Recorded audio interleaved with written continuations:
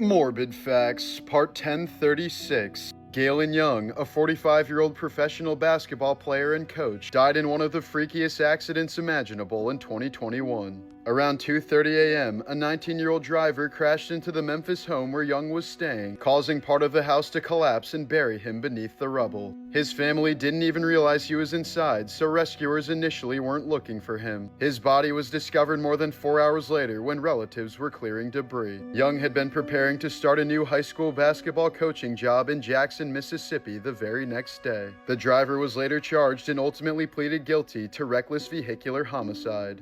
On April 29, 1945, American troops entered Dachau concentration camp and were met with thousands of starving prisoners in a train packed with decomposing bodies. Without orders, many enraged U.S. soldiers began rounding up and executing captured SS guards, while newly freed prisoners also attacked and killed some of their former captors. Roughly 50 German personnel are believed to have been killed in the reprisals. The executions were never officially sanctioned, but after witnessing the horrors of Dachau firsthand, some of its liberators couldn't help themselves. Extra Morbid Facts, Part 245. In one of the first sextortion cases to gain worldwide attention, 15-year-old Amanda Todd was blackmailed by an online predator who threatened to share an intimate photo of her unless she performed sexual acts for him. When she refused, the image was sent to classmates, friends, and people in her community, and the harassment followed her even after she changed schools multiple times. At one point, the predator reportedly created a Facebook profile using the image as the profile picture and contacted people connected to Amanda. She was continuously bullied, physically assaulted by other students, struggled with severe depression, and survived an earlier suicide attempt. In September 2012, Amanda posted her now famous YouTube video using handwritten cards to explain the abuse and humiliation she had endured. Just over a month later, she took her own life. Years later, Aiden Coben was convicted in connection with her abuse and was already serving an 11-year Dutch sentence for similar crimes involving dozens of other victims. He remains in prison today. Extra Morbid Facts, Part 225. In 2015, 32-year-old Jonathan Buckaloo visited a chiropractor in Georgia for a routine neck adjustment when he suddenly suffered a vertebral artery dissection, triggering a catastrophic brainstem stroke. He was rushed to the hospital, but despite showing classic signs of a stroke, doctors allegedly failed to diagnose him for more than 12 hours. By the time treatment finally began, the damage was irreversible. Buckaloo was left with locked-in syndrome, a rare condition in which a person is fully conscious but almost completely paralyzed, unable to move, speak, eat, or breathe on their own, with communication limited to only slight eye movements. He now requires around-the-clock care for virtually every aspect of his daily life. A jury eventually awarded him $75 million, finding that the hospital's delayed diagnosis and treatment caused his permanent disability. The chiropractor was found not liable after calling 911 immediately after Buckaloo collapsed, and the claims against him were later dismissed. Actress Hayden Panettiere has died suddenly at just 36 years old after being found unresponsive in a South Carolina home. Dispatch traffic reportedly described an apparent overdose and cardiac arrest as paramedics attempted CPR before she was officially pronounced dead. Police found no signs of foul play. Panettiere had openly battled severe alcohol and opioid addiction for years. She said she was given happy pills by members of her team starting at just 15 years old, later reaching the point where she would wake up shaking and drink just to function, and was once hospitalized with jaundice and warned her liver could fail. She also struggled with severe postpartum depression following the birth of her daughter, later entering treatment and speaking publicly about how difficult that period became. Her death also came only months after her former Ice Princess co-star Michelle Trachtenberg died at 40. Hayden had already suffered another devastating loss in 2023 when her younger brother Jansen Panettiere died at just 28 from complications related to an enlarged heart caused by an undiagnosed heart condition. For now, the exact circumstances surrounding Hayden's death are still being investigated, and an official cause of death has not yet been released. Extra Morbid Facts, Part 212. In 2016, Canadian graphic novelist Blake Leibel brutally murdered his fiancée Iana Cassian just weeks after she gave birth to their daughter. Prosecutors said Leibel held Cassian captive inside their West Hollywood apartment for hours, beating her, cutting her with sharp objects, and inflicting catastrophic injuries while she was still alive. Medical testimony indicated she remained conscious through much of the attack, ultimately dying from massive blood loss and head trauma after what prosecutors described as a prolonged torture session. Investigators found that her scalp had been removed, portions of her face had been torn away, and nearly all of her blood had drained from her body through the wounds. Prosecutors argued that Leibel was jealous of the attention being given to their newborn baby, and pointed to similarities between the crime and violent imagery in his graphic novel Syndrome. In 2018, he was convicted of first-degree murder, torture, and aggravated mayhem, and sentenced to life in prison without the possibility of parole. Morbid Facts, Part 1034. Frankie Valli endured an unimaginable stretch of tragedy in 1980 when he lost two daughters within just 6 months of each other. His 25-year-old stepdaughter Celia was killed in February after accidentally falling from a fire escape, a freak accident that the writers of Jersey Boys said they left out because audiences might think it was fictional. Just 6 months later, Valli's 20-year-old biological daughter Francine died from an accidental drug overdose. She had inherited her father's musical talent, was already recording songs, and had reportedly been preparing to tour with him before her death. Valli later said losing a child is something you never truly get over, and watching Francine's death recreated in Jersey Boys reportedly left him devastated. Just 1 week after burying her husband in 2011, 18-year-old Sarah McKinley was home alone in Oklahoma with her 3-month-old baby when two men tried to break in looking for prescription painkillers. Terrified, McKinley called 911 and asked the dispatcher if she was legally allowed to shoot if they entered. Moments later, one of the men kicked down the door while armed with a knife, and McKinley fired a 12-gauge shotgun, killing him instantly. Prosecutors later ruled the shooting justified under Oklahoma's Castle Doctrine. Then, in a bizarre legal twist, the surviving intruder was charged with first-degree murder because his accomplice died while they were committing the break-in together. Under the felony murder rule, someone can be charged with murder if another person dies during a serious crime they helped commit, even if they didn't personally kill them. Morbid Facts, Part 1035. Farrah Fawcett's only child, Redmond O'Neill, has lived an incredibly troubled life. He struggled with addiction from a young age, cycled through numerous rehab programs, and was incarcerated while Farrah was dying of cancer in 2009. He was temporarily released under guard to visit her and later attended her funeral in shackles. In 2018, prosecutors accused him of a violent LA crime spree involving robbery, stabbing, and attempted murder. He was later ruled incompetent to stand trial and spent years at California's Patton State Hospital receiving psychiatric treatment. By 2026, his conservator said he'd been drug-free for about 5 years, but he was ruled competent to face the charges again, appearing in court with large devil horn tattoos on his forehead. In 2023, 71-year-old João Pimenta da Silva reportedly became obsessed with a recurring dream in which his spirit told him gold was buried beneath his home in Brazil. Convinced the message was real, he began tearing through his own kitchen floor, hiring workers, and digging a shaft that eventually reached 130 feet deep. As the hole grew, so did his obsession, and he reportedly poured his life savings into the search. Then in January 2024, after more than a year of digging, João slipped from a wooden platform and plunged to the bottom of the narrow shaft. He suffered devastating injuries and died inside the same hole he believed would make him rich, with no gold ever found. Morbid Facts, Part 1033. Carmen and Lupita Andrade are conjoined twins who share a torso, pelvis, and several internal organs. In 2024, Carmen quietly married her longtime boyfriend Daniel McCormick after meeting him on Hinge 4 years earlier, while Lupita, who identifies as aromantic and asexual, remains single and has made it clear she's not part of the marriage. The sisters have separate hearts and stomachs but share a reproductive system, making the logistics of relationships, privacy, and everyday life incredibly complicated. Doctors once doubted they would survive long-term, but they're now in their mid-20s, living independently and openly discussing how they make their unusual situation work. Mia Zapata was the 27-year-old singer of Seattle punk band The Gits, who were beginning to break through and gain national attention in the early 1990s. But in 1993, after leaving a Seattle bar, Zapata was attacked, beaten, sexually assaulted, and strangled with the drawstring of her own sweatshirt. Her murder remained unsolved for nearly a decade, despite DNA being recovered from a bite mark on her body. Advances in DNA technology eventually identified Jesus Mezquia, a stranger with no known connection to her, and he was convicted of her murder in 2004.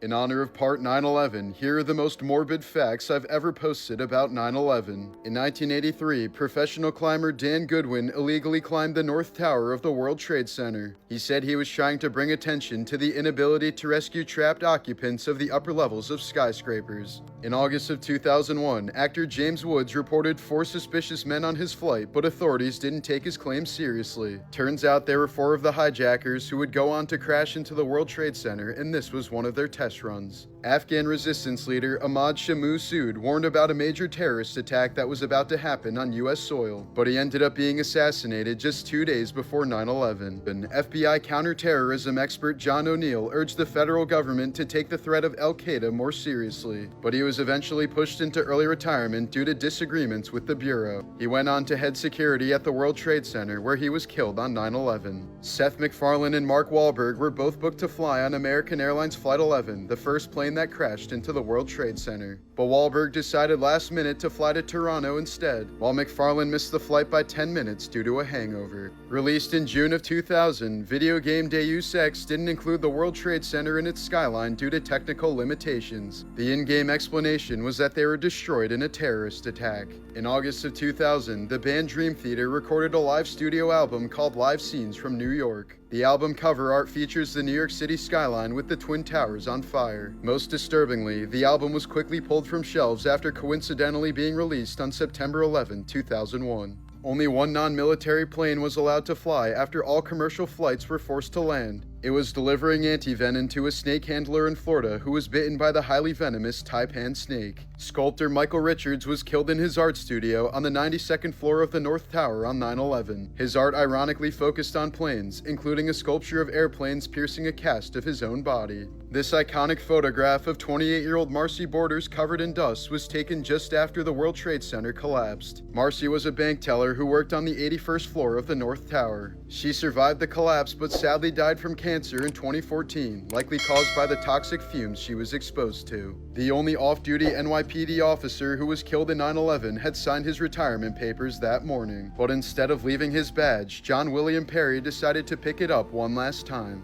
Here's a photo of Pork Chop the search dog receiving fluids and comfort before returning to his duties. Many 9/11 rescue dogs were becoming depressed because they weren't finding any live bodies. Rescue workers had to constantly bury themselves to trick the dogs into thinking they were actually saving someone. Tanya Head was a well-known 9/11 survivor who faked being in the South Tower during the attacks. She served as president of the World Trade Center Survivors Network for years until it was revealed she wasn't even in the country on 9/11. Known as the Meteor, this was the result of 5 floors of the World Trade Center being compressed together after the towers collapsed. It's not known if there are any human remains inside. Long after the cleanup, body parts were still being recovered. In 2006, the arm of a victim was found on the roof of a nearby bank. And as recently as 2013, fragments of human remains were discovered on top of a Manhattan rooftop more than a decade after the attacks. In 2002, a 15-year-old boy became inspired by the terrorist attacks on 9/11. He decided to steal an airplane and fly it into a building in Tampa, Florida. It ended up only damaging one office room, and he was the only person that died. Since 9/11, more than 40,000 people have been diagnosed with cancers and chronic illnesses linked to the toxic dust released when the towers collapsed, a debris cloud made up of pulverized concrete, asbestos, fuel, and materials from office equipment and lighting systems. More first responders have died from 9/11 related illnesses than on the actual day of 9/11.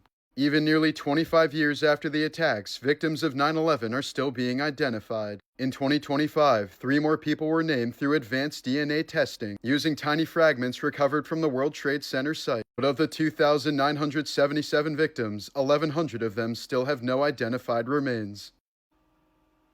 Extra Morbid Facts, Part 201. In February of 1986, 26-year-old nurse Anita Kabi was walking home from a train station in Sydney, Australia, when 5 men suddenly abducted her off the street and forced her into a stolen car. Over the next several hours, the gang brutally beat, tortured, and sexually assaulted her. Authorities later said that Kabi had sustained a prolonged and vicious attack, with multiple sharp puncture wounds and cuts, as well as lacerations from being rolled in and dragged through barbed wire. Kabi's cause of death was ultimately a result of a slit throat. an act which the medical examiner noted nearly decapitated her. The forensic pathologist also noted that she was likely still conscious at the time of her throat being cut, and estimated that it would have taken between 2 to 3 minutes for her to bleed out. Her body was discovered the following morning in a field near Blacktown, horrifying Australia and triggering one of the country's largest manhunts. During the investigation and trial, disturbing details emerged about the attackers' violent histories, including claims that one of the men had previously mutilated a sheep in an act of animal cruelty. All 5 men were eventually sentenced to life in prison for the murder.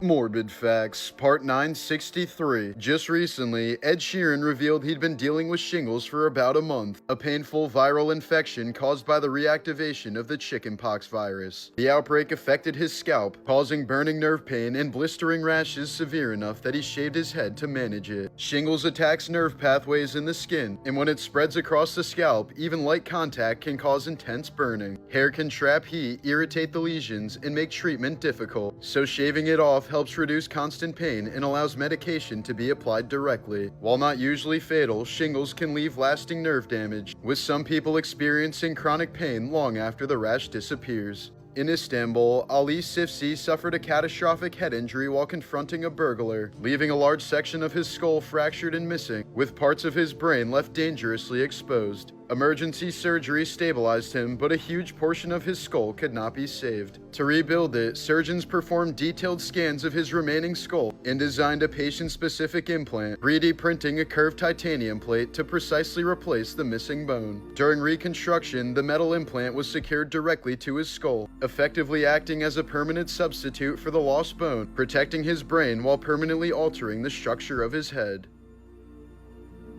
Morbid Facts, Part 904. Just last week, a college party clip blew up online after looks-maxing streamer Clavicular got brutally frame-mogged by an ASU frat lord standing beside him with zero effort, the camera angle draining his aura in real time. The posture diff locked him into a ruthless side-by-side that spread across feeds like wildfire. The moment triggered instant cortisol spikes and total aura collapse, while the frat leader named Varys leaned into the attention, jester maxing across campus and dropping the nonchalant gimmick that made the clip go viral. Themes across the internet quickly flooded the timeline, going full goon max over every micro-expression like it was a historical artifact, reposting the same frozen frame until it became the only canon version people recognized. Edits kept looping, glaze levels stayed high, and the posture diff turned into permanent lore. What should have been a forgettable party interaction became a snapshot the algorithm refused to let die, slowly reshaping Clavicular's image into a meme defined by one cursed angle.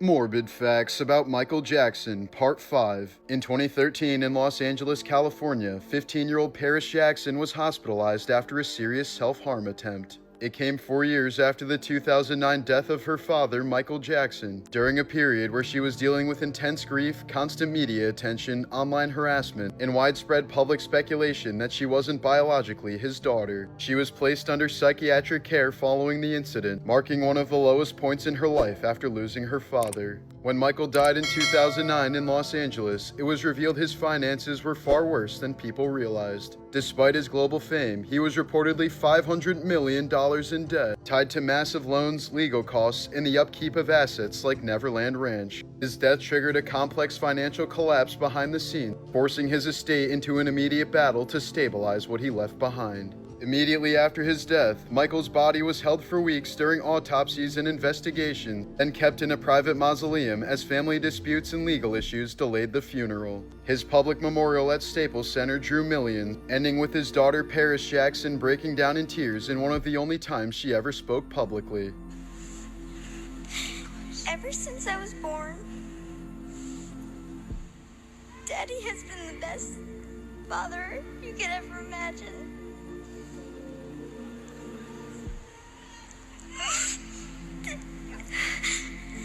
And I just wanted to say I love him so much. But even after he was finally laid to rest more than 2 months later, his death triggered years of lawsuits, accusations, and renewed abuse claims, including those reignited by the documentary Leaving Neverland. Instead of closure, everything around him only grew more disputed, leaving behind a legacy that's still being argued over long after his death. Before Jeffrey Epstein, there was John David Norman. In the early 1970s, across multiple U.S. states, Norman operated a trafficking network that exploited hundreds of boys, many of them vulnerable runaways or teenagers with no one looking for them. He built detailed lists of victims and buyers, distributing names, photos, and access through underground mail systems that connected offenders across state lines. Investigators later uncovered links between Norman's network and serial killers John Wayne Gacy and Dean Corll, both of whom were active during the same time and targeted young boys. When authorities seized Norman's materials, they reportedly found records suggesting his client list extended far beyond local offenders, with names believed to include individuals in positions of power, including federal employees. But in 1977, key records tied to those clients were destroyed by the Justice Department, effectively erasing the identities of many who may have been involved. Norman would go on to be arrested multiple times, but was never prosecuted, as much of the network he helped build was never fully uncovered.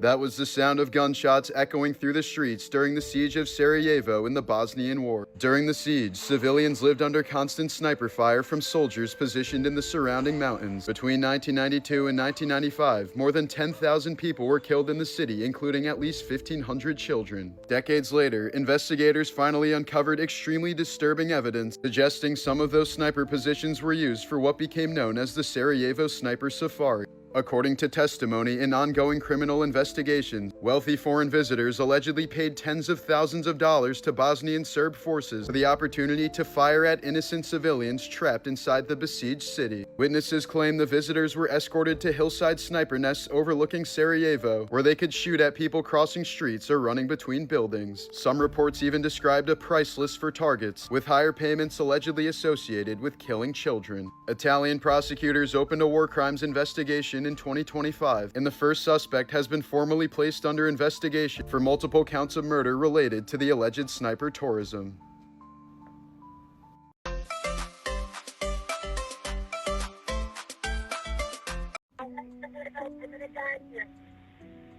Where are you? Probably don't have much time left to tell my mom that I love her if I die. That was the voice of 16-year-old Kyle Plush, heard in his final moments as he slowly died alone in his family's minivan. In April of 2018, Kyle became trapped in a Honda Odyssey in his high school parking lot when the power-folding third-row seat suddenly collapsed, folding forward and pinning him upside down by the chest, neck, and head. The position left him inverted, compressing his lungs and restricting blood flow. For roughly 30 minutes, Kyle called 911 multiple times, calmly but increasingly distressed, telling dispatchers he was trapped and struggling to breathe. Cincinnati 911 is the address of the emergency. Cincinnati 911.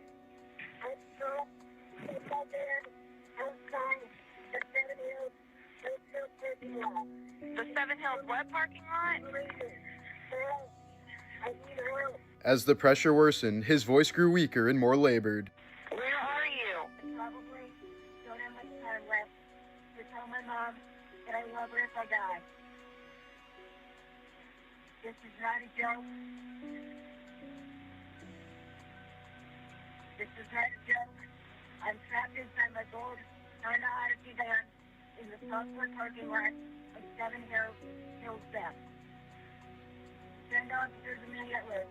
I'm almost dead. His calls were repeatedly misclassified as accidental butt dials, and officers sent to search for him checked the wrong area before leaving. Kyle remained trapped for hours, unable to move, eventually losing consciousness and dying from positional asphyxia. He was later found by his parents, still wedged beneath the folded seat. His death was ruled accidental, but the case exposed serious failures in emergency response and raised lasting concerns about vehicle seat designs and how narrowly Kyle missed being rescued. In October of 2024 in Arizona, 9-year-old Rebecca Baptiste escaped her home by jumping out a second-story apartment window and running to a nearby gas station, where she begged strangers for help and said she was being abused by her father and his girlfriend. Police and child welfare authorities were notified, and hospital staff documented visible injuries, but officers ultimately downplayed her claims and returned her to her abusers. Over the following months, the abuse escalated until July of 2025, when Rebecca was found unresponsive along a rural highway highway and later died from non-accidental trauma. An autopsy revealed extreme malnourishment, extensive bruising, burns, hair loss, and other injuries consistent with prolonged torture. Her father, Richard Baptiste, and his girlfriend, Anisha Woods, were arrested and charged with murder and severe child abuse, as the case became a stark example of how a child's desperate pleas for help were ignored with fatal consequences. In Florida in 1999, siblings 12-year-old Curtis Jones and 13-year-old Catherine Jones were arrested after murdering their father's girlfriend inside their home. Court records show the attack involved blunt force and stabbing and was carried out while the woman was asleep. Despite their ages, prosecutors charged both children as adults, placing them into the adult criminal justice system and exposing them to potentially decades in prison. At the time, the case was widely framed as an example of extreme juvenile violence. The siblings were jailed, processed through adult court, and publicly vilified. But years later, unsealed court documents revealed that the children had allegedly been subjected to repeated sexual abuse by the victim and had attempted to report it multiple times, but their claims were ignored. After those revelations, both sentences were reduced to single-digit prison terms. Following her release, Catherine Jones went on to dedicate her life to juvenile justice advocacy, speaking publicly about her case and working to reform how abused children are treated by the legal system. This was the horrifying moment a young child was nearly killed by her bus driver when she became trapped after her backpack was caught in the closing door of a Kentucky school bus as she was getting off. The driver then pulled away without noticing, dragging the child alongside the moving bus for hundreds of feet. Luckily, honking bystanders eventually caught the bus driver's attention and she was forced to come to an abrupt stop.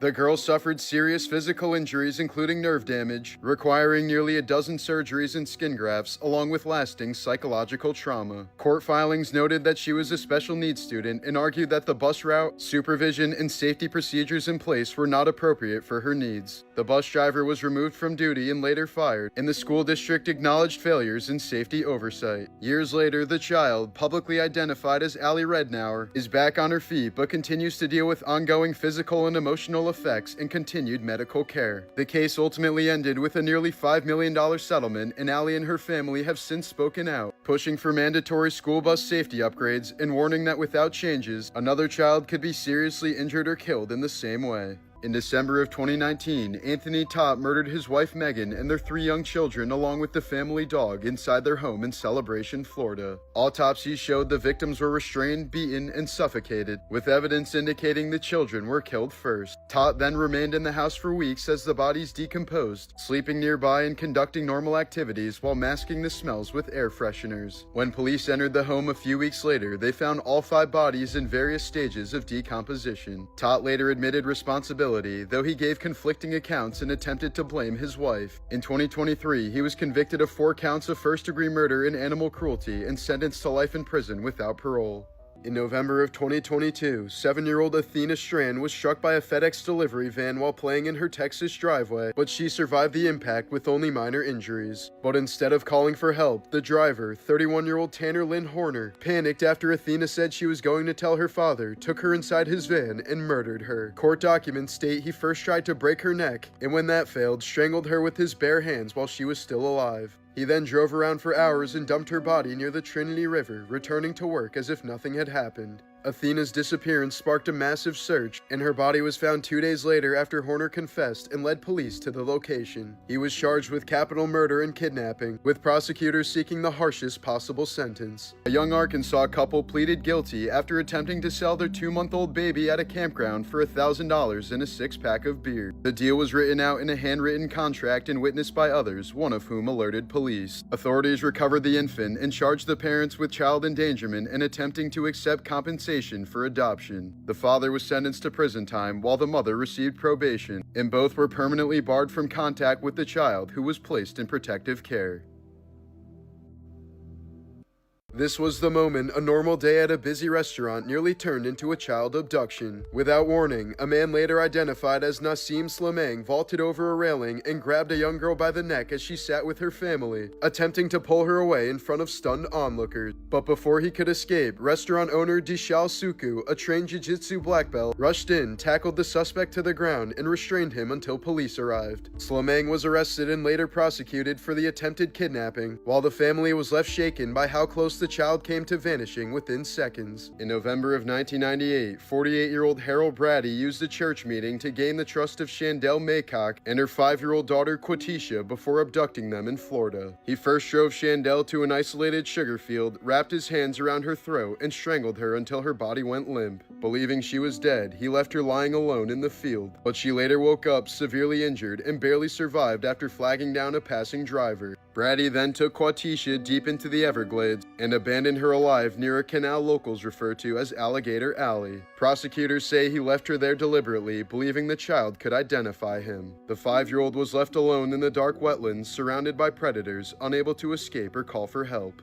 2 days later, her body was recovered from the canal, with investigators concluding she was torn apart by alligators. Brady was convicted and sentenced to life in prison, but decades later, changes to Florida's death penalty laws reopened his case. More than 25 years after the crime, prosecutors are now seeking his execution. In 2015, 25-year-old Mina El Houari traveled all the way from France to Fez, Morocco, to meet an online boyfriend she'd been speaking to for months, booking herself into a luxury hotel before their first date. When they got together in the evening, Mina suddenly collapsed, slipping into what was later determined to be an undiagnosed diabetic coma. But instead of calling for medical help, the man panicked and assumed she was dead. He drove her to his home, dug a shallow grave in his backyard, and buried her alive while she was still breathing. Mina slowly suffocated underground, never regaining consciousness. When her family lost contact with her, they filed a missing persons report and flew to Morocco to search. Police questioning led them to the man's home, where muddy clothing and a shovel exposed the crime scene. He later confessed and was charged with involuntary manslaughter, turning a young woman's hopeful search for love into a real-life nightmare. In 2012, a homeless man named Ronald Papa was savagely attacked beneath a Miami overpass in an assault caught on camera lasting 18 minutes. The attacker, Rudy Eugene, beat him unconscious and chewed away most of his face, including an eyeball, leaving Papo permanently disfigured and blind. Police arrived during the attack and fatally shot Eugene when he ignored commands and continued biting his victim. Papo survived after extensive surgeries but was left permanently disfigured. Despite early claims of drug-induced madness, toxicology reports failed to identify any substance that could fully explain the horrific attack. For years, rumors circulated that prostitutes who went to a pig farm outside of Vancouver never came back. That's because Canadian serial killer Robert Pickton was murdering them on his property. From the late 1980s to the early 2000s, dozens disappeared after being lured there, where they were killed, dismembered, and fed to the pigs. DNA from multiple victims was later found scattered across the farm, and in 2007, Pickton was convicted of 6 counts of second-degree murder and sentenced to life, though prosecutors argued he killed at least 26 women. According to court records and police testimony, Pickton told an undercover police officer posing as a cellmate that he had killed 49 women and was upset he was caught right before making it to 50. Benjamin Guggenheim was a wealthy American industrialist traveling aboard the Titanic in 1912. As the ship sank, he refused a lifeboat, insisting that women and children go first. He reportedly changed into evening clothes with his valet and prepared to die on board the ship. Before disappearing below deck, Guggenheim is said to have asked a survivor to tell his family that he, quote, played the game straight to the end and that no woman or child was left behind because Ben Guggenheim was a coward. His body was never recovered. This was the moment when a routine day on the slope suddenly spiraled into chaos, when a chairlift at Georgia's Gadori Ski Resort malfunctioned and began racing backward down the mountain. The lift reversed at high speed, smashing chairs together at the bottom terminal and violently throwing riders to the ground, while others were forced to jump to avoid being crushed by swinging metal seats. Screams erupted as people piled at the base of the lift, with some narrowly missing being struck by flying chairs and bodies. At least 8 people were seriously injured, including tourists from several countries, with reported injuries ranging from broken limbs to head and spinal trauma. Investigators later concluded the rollback was triggered by an electrical failure, which was only worsened by operator error after emergency procedures were not properly followed. In the aftermath, the lift operator was suspended and resort managers were forced to resign. Criminal and civil investigations later followed, examining how a system designed to keep riders safe turned into a death trap within seconds.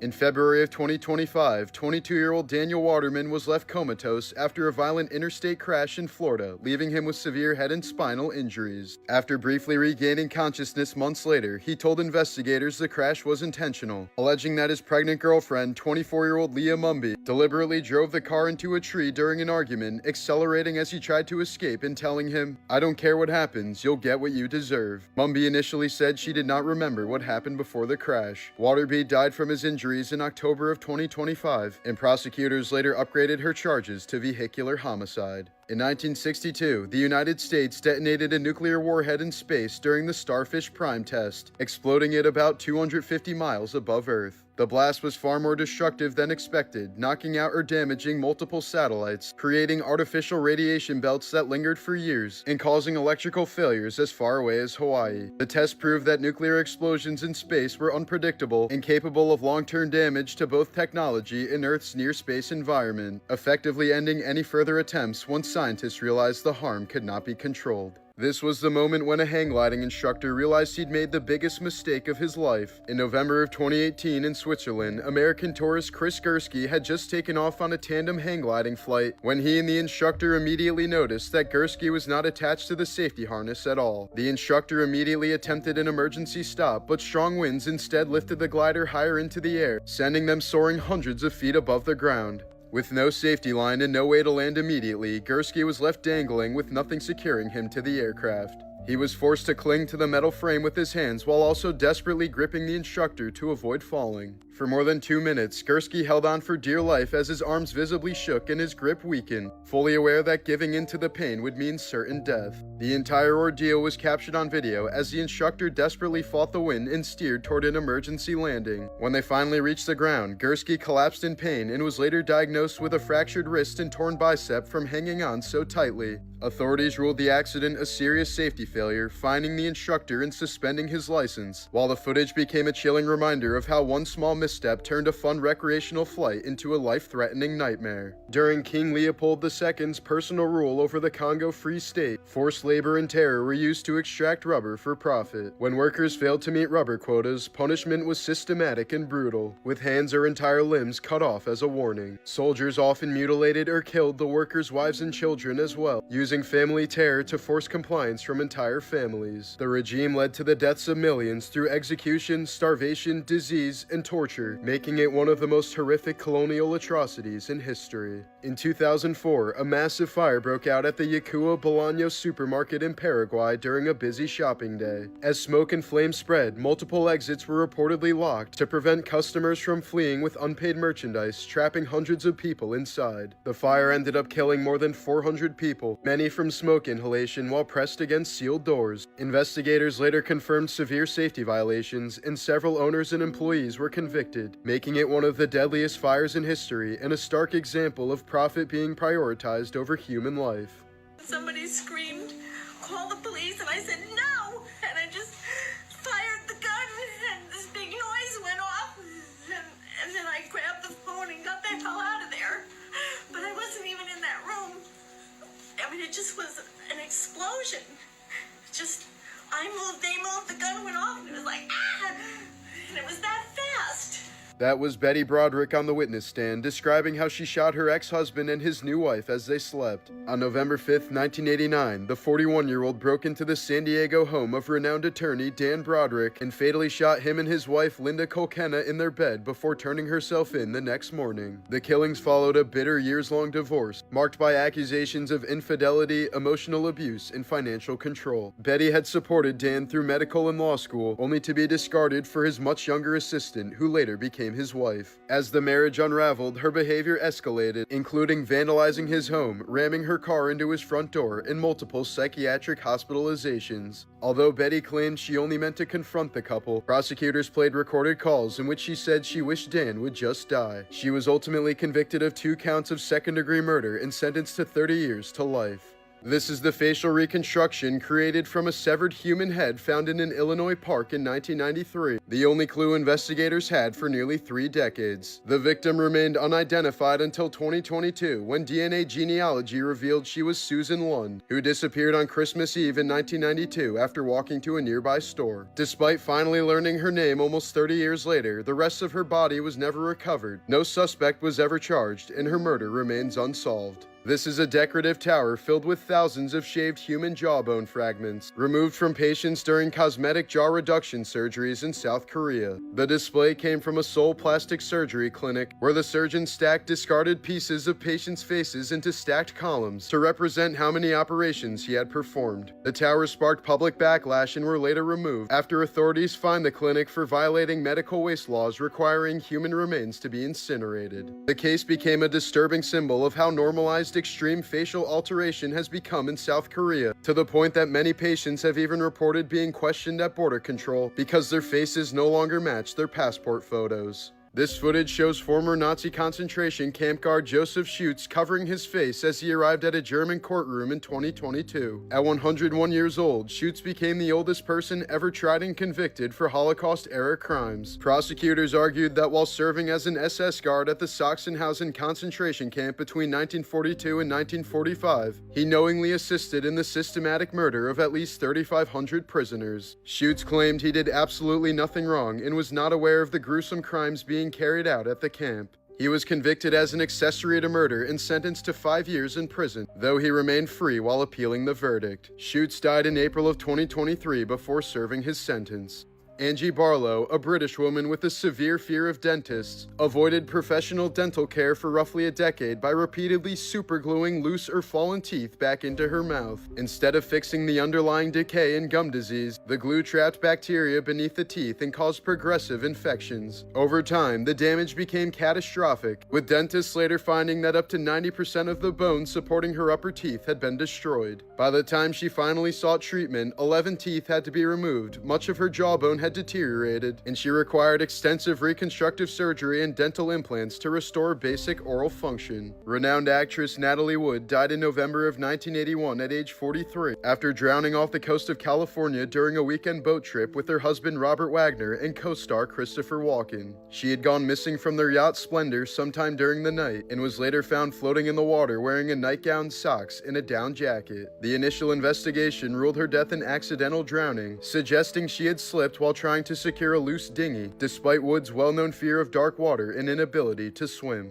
An autopsy revealed bruises on her body and the presence of alcohol and pain medication, raising questions about whether she was impaired or injured before entering the water. Conflicting accounts from Wagner and Walken, reports of a heated argument earlier that night, and later statements from the boat's captain alleging Wagner delayed calling for help fueled decades of suspicion. 30 years later, in 2011, authorities officially reopened the case, and in 2012, Wood's death certificate was amended to drowning and other undetermined factors. In 2018, Wagner was named a person of interest, though no official charges have ever been filed, leaving one of Hollywood's most infamous deaths officially unresolved. Austin Chumley Russell is best known as the laid-back fan favorite on Pawn Stars, but his life briefly veered off course in 2016 when police raided his Las Vegas home during a sexual assault investigation. The SA allegations were later dropped due to insufficient evidence, but the search uncovered a loaded firearm along with methamphetamine, marijuana, and Xanax. Chum was arrested and later pleaded guilty to a felony weapons charge and a misdemeanor drug charge, receiving probation, counseling, and rehab instead of prison time. He later cleaned up his life, lost 150 pounds, stayed on the show, and has spoken openly about focusing on his health and sobriety afterward. In 2010, an undercover journalist working for the dissident outlet Asia Press smuggled out rare footage from North Korea showing a severely malnourished 23-year-old homeless woman who said she survived by eating grass. Her voice was so weak that the reporter couldn't clearly record her name, and her identity has never been verified. Months later, local contacts reported she was found dead in a nearby cornfield, believed to have collapsed from starvation while desperately trying to eat raw corn. North Korea's state media never acknowledged the footage, but defectors reported heightened surveillance and crackdowns in the area afterward, with anyone suspected of leaking information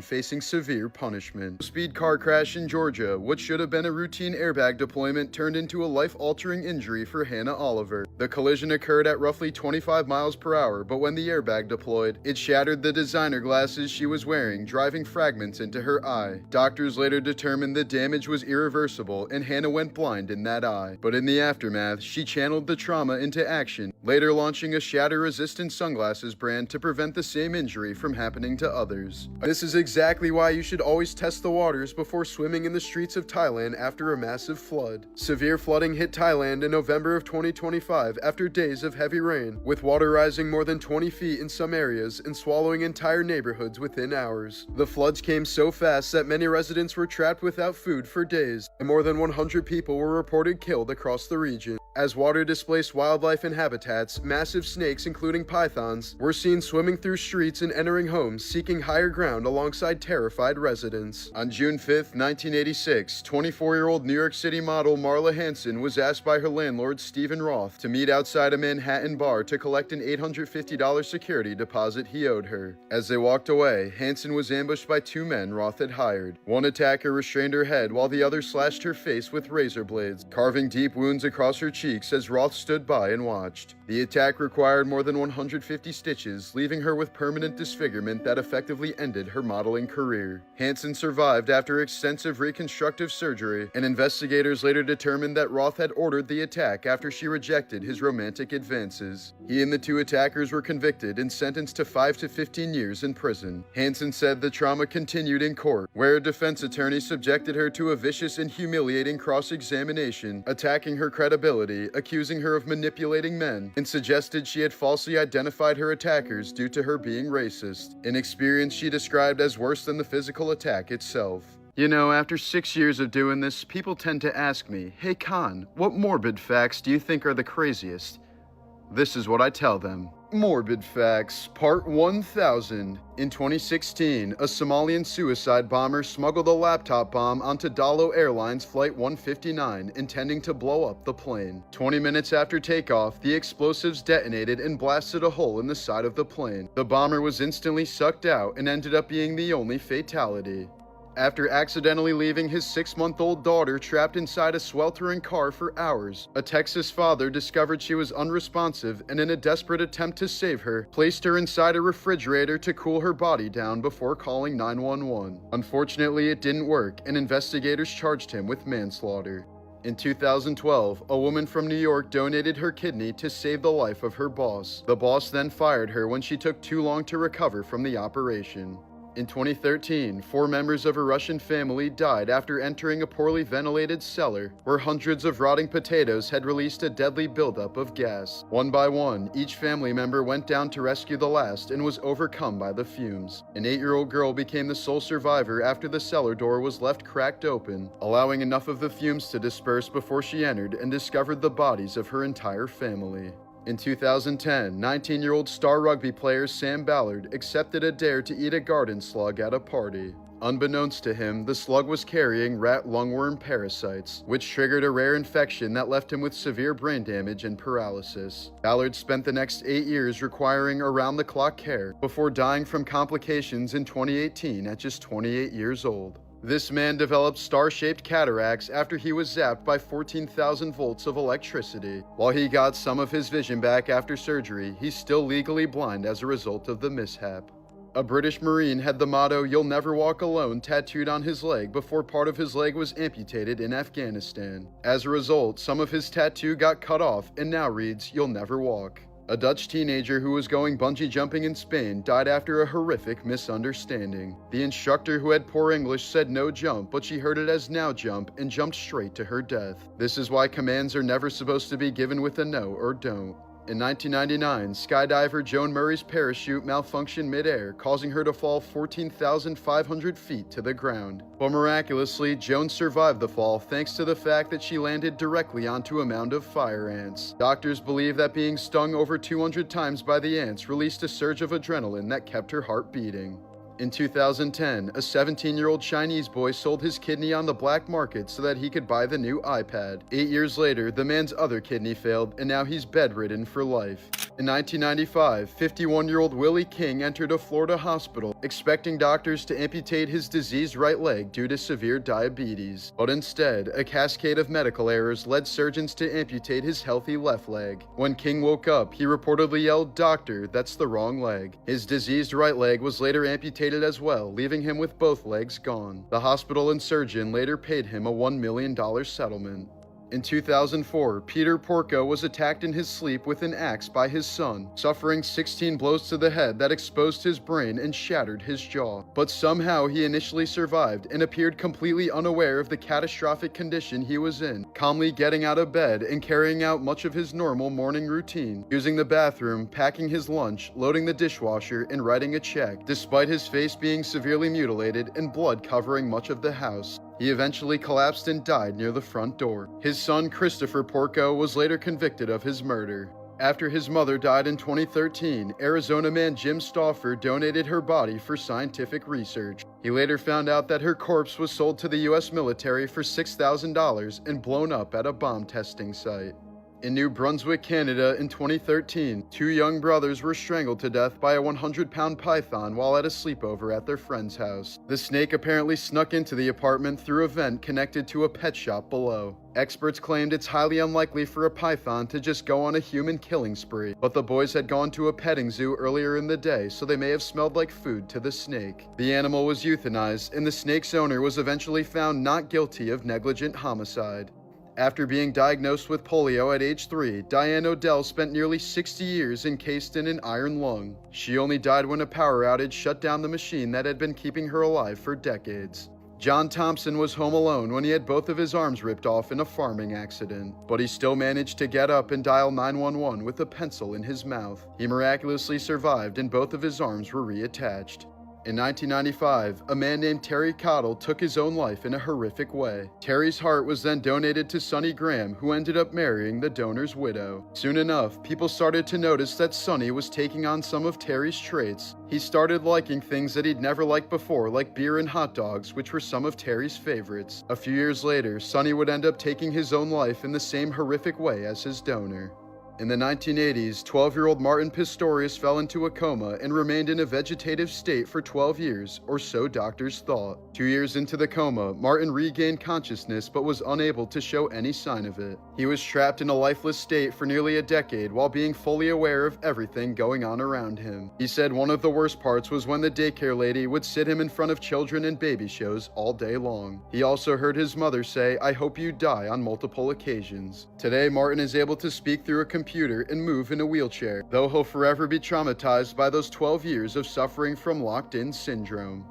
If you ever see this in the wild, you're already in big trouble. Caught on a trail cam, this video shows a skunk performing one of nature's most unmistakable warning displays. Before spraying, skunks often stomp their feet, hiss, raise their tail into a massive plume, and may even stand on their front legs in a final attempt to intimidate predators and avoid wasting their spray. If these warnings are ignored, they can accurately spray a foul-smelling liquid up to 15 feet, temporarily blind anything that gets it in its eyes, and leave an overpowering odor that can linger for days.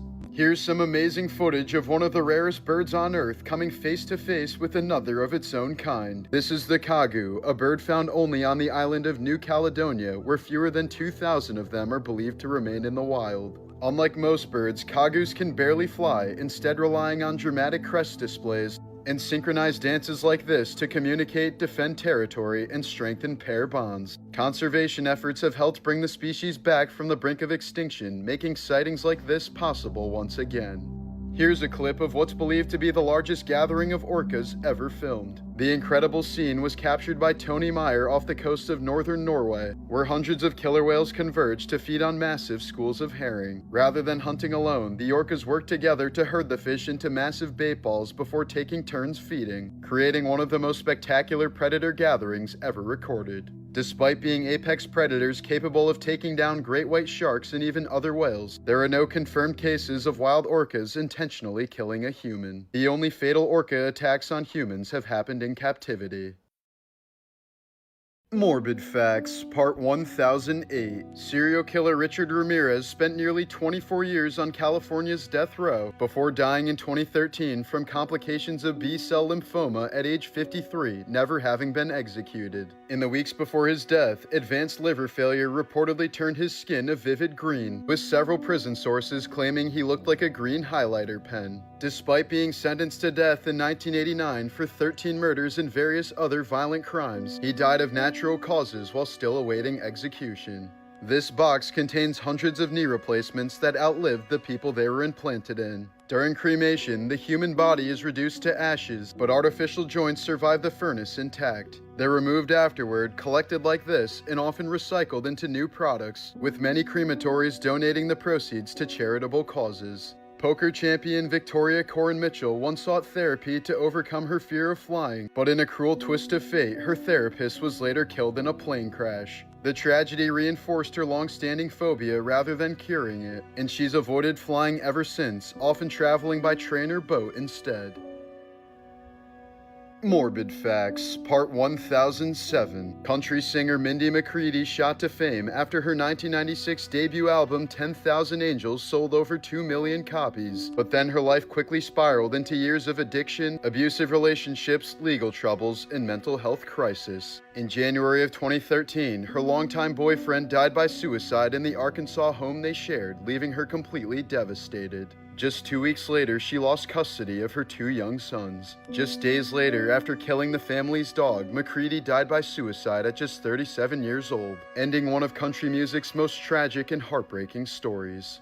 Lisa Reed had been completely blind for 13 years after a childhood tumor damaged her optic nerve, relying on a guide dog to navigate everyday life. But one night in November of 2000, she accidentally banged her head on a coffee table while trying to bend down to kiss her guide dog goodnight, then woke up the next morning able to see again. Doctors confirmed she'd regained about 80% of her vision in one eye, but could offer no medical explanation, calling it a miracle unlike anything they'd ever seen. One of the most emotional moments came when she saw her younger brother for the first time since he was a child, telling him in amazement, "My brother's a man," before later sharing her extraordinary story in her memoir, Angel Eyes.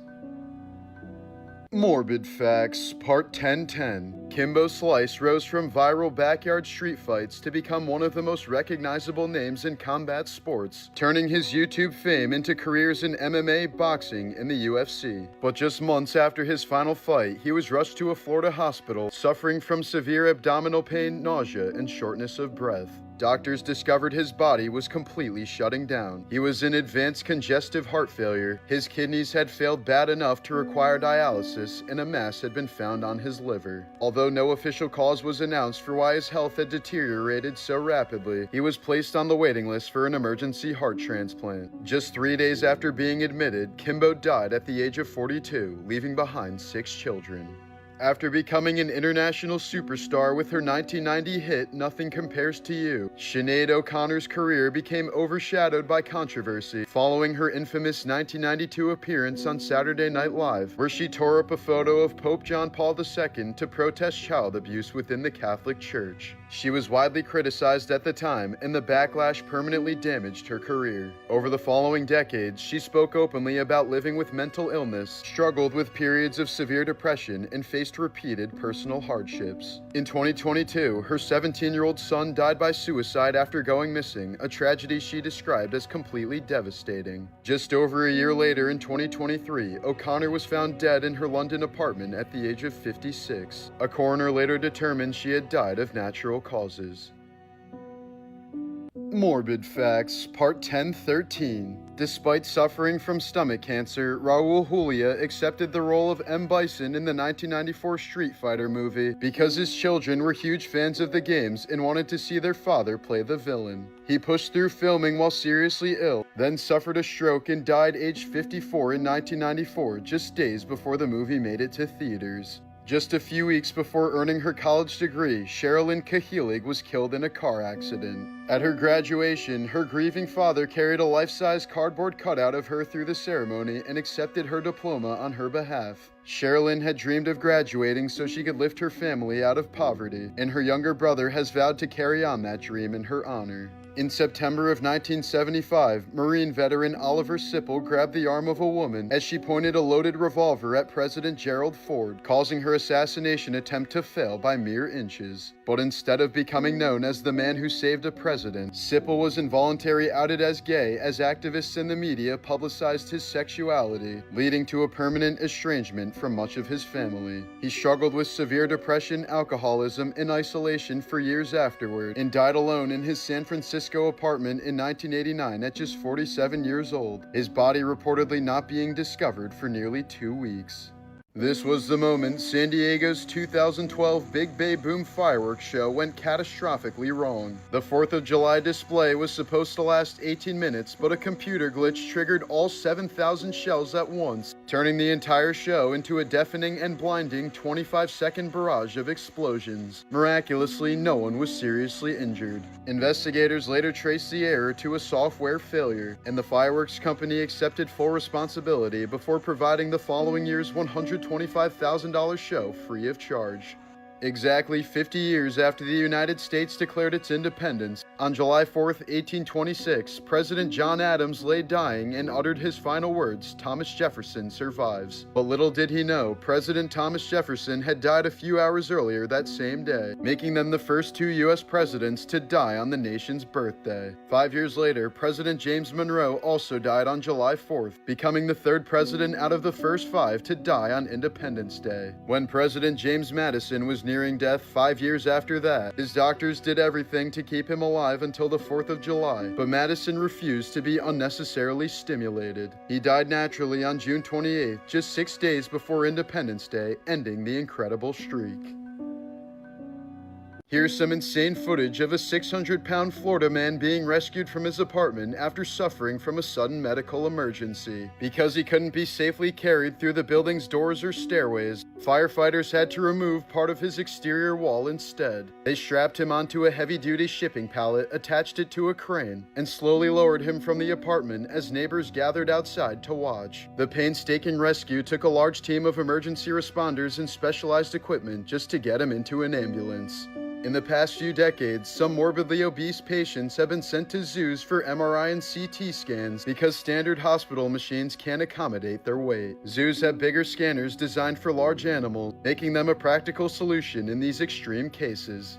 In July of 2024, 24-year-old Chinese mukbang streamer Pan Jiaoting died after collapsing during a marathon eating livestream. Despite previously being hospitalized for gastrointestinal bleeding, she reportedly continued doing 10-hour binge-eating broadcasts, consuming up to 22 pounds of food in a single session. Her autopsy report said her stomach was severely deformed and still packed with undigested food, with many outlets reporting she likely suffered a fatal stomach rupture following the extreme binge. Artifact Porn, Part 42. Erling Haaland spent roughly $134,000 to buy the only surviving copy of a rare 1594 edition of Heimskringla, one of Norway's oldest printed history books, preventing the 430-year-old volume from disappearing into a private collection. Instead, he donated it to the library in his hometown of Bryn, where it will be preserved and put on public display permanently so future generations can see one of the country's rarest surviving historical treasures. These tiny stone stars are actually prehistoric fossils. They're the preserved stem segments of sea lilies, marine animals called crinoids that lived hundreds of millions of years ago. When the stems broke apart, they left behind these perfectly star-shaped fossils. This child's robe, made in China over 150 years ago during the Qing dynasty, was known as a 100-family robe. Families throughout a village each donated a small patch of fabric, with every piece symbolizing protection, blessings, and good fortune. So the child quite literally wore the support of the entire community. This massive Olmec stone head lay buried beneath the jungle for centuries until archaeologists uncovered it in the 1950s at San Lorenzo, Mexico. Weighing up to 20 tons, these colossal stone heads were carved over 3,000 years ago and hauled for miles without wheels or animals. To this day, no one knows exactly how the Olmec moved them or why so many of them were deliberately buried. Here are some morbid facts about the 4th of July. Just before the 2015 NFL season, Giants defensive end Jason Pierre-Paul severely injured his right hand when a powerful firework exploded prematurely. The blast shattered multiple bones, caused extensive burns, and forced doctors to amputate some of his fingers. But despite the life-changing injury, he returned to the NFL and later won a Super Bowl title with the Tampa Bay Buccaneers. In 2015, 22-year-old former Disney World performer Devin Staples, who had previously played Gaston and Goofy at the park, was celebrating the 4th of July with some friends when he attempted to launch a fireworks mortar from the top of his head. The shell exploded instantly, killing him at the scene. His family later said he wasn't trying to do something reckless. He was only pretending to as a joke when the fireworks unexpectedly ignited. This was the moment a single explosion turned Mexico's largest fireworks market into a war zone. The 2016 blast ignited hundreds of tons of fireworks at the San Poblito market in Tultepec, triggering a chain reaction of explosions that leveled most of the market within seconds. At least 42 people were killed and nearly 100 more were injured, with many victims suffering catastrophic burns. Homes surrounding the market were heavily damaged, and several children required treatment for burns covering 90% of their bodies. Despite the disaster, the market was eventually rebuilt, even though Tultepec had already experienced multiple deadly fire explosions in previous years. A deformed raccoon named Jimothy has gone viral after roaming Seattle with what experts believe to be short spine syndrome, a rare congenital condition that severely compresses the spine. Animals born with the disorder often struggle to survive in the wild because reduced mobility can make it harder to escape predators, find food, climb trees, and compete with healthier animals, with many never reaching adulthood. Despite those overwhelming odds, Jimothy appears remarkably healthy and agile, but every day in the wild remains a fight for survival, making him an unlikely symbol of resilience. This photo shows soccer legend Diego Maradona wearing a no-drugs jersey in 1993 after returning from a 15-month suspension for testing positive for cocaine. By then, his addiction had already destroyed his legendary career at Napoli, led to a police raid on his home, and resulted in his arrest for drug possession. Just a year later, he was expelled from the 1994 World Cup after another failed drug test, ending his international career, and a third failed test in 1997 brought his playing career to a humiliating close. Even after retiring, his health only continued to collapse. He suffered a cocaine-related heart attack in 2000, was hospitalized with severe hepatitis in 2004, and endured multiple life-threatening medical emergencies before dying of heart failure in 2020, just weeks after brain surgery, with prosecutors later claiming negligent medical care contributed to his death. Extra Morbid Facts, Part 231. This 1982 photograph captured 18-year-old Patty Gifford celebrating New Year's Eve in Fort Lauderdale just hours before she would disappear forever. The man standing behind her was 22-year-old Dennis Sokor, who prosecutors said kidnapped, raped, and strangled her after she rejected his sexual advances later that night. Patty's friend unknowingly photographed him in the background, creating the image that ultimately helped investigators identify her killer after he fled the state. Sokor later confessed to the murder, though he never revealed where he dumped her body, leaving Patty's family without a grave for more than 4 decades. Her boyfriend never married, hoping she'd one day be found so they could be buried together, but he died in 2020 before that wish could be fulfilled. On July 14, 2026, after spending nearly 40 years on Florida's death row, Sokor was executed, apologizing for his crimes in his final statement, while Patty's remains are still missing. Here's a photo of an elephant doing something scientists once thought was impossible. Using its tusks like pickaxes, it chips away at solid rock deep inside a cave. These Kenyan cave elephants squeeze through impossibly narrow passages, gradually carving out caves that can stretch for miles. But they're not looking for shelter, they're mining cave walls for mineral-rich salt, an essential nutrient that's scarce in their rainforest habitat. Generation after generation has followed the same underground routes, creating one of the animal kingdom's most extraordinary examples of natural mining. This is what it looks like when a hedgehog gets x-rayed. Hedgehogs instinctively curl into a tight, spiny ball when frightened, making it nearly impossible for veterinarians to get a clear x-ray. To safely examine them, vets sometimes gently tape their tiny legs to the x-ray plate so they can check for broken bones, swallowed objects, or other internal injuries. This photo shows an East German Stasi agent photographing a CIA agent at the exact moment the CIA agent was photographing him. During the Cold War, both sides constantly tracked and identified each other's spies, turning surveillance into a bizarre game of mutual espionage where no one was ever truly invisible.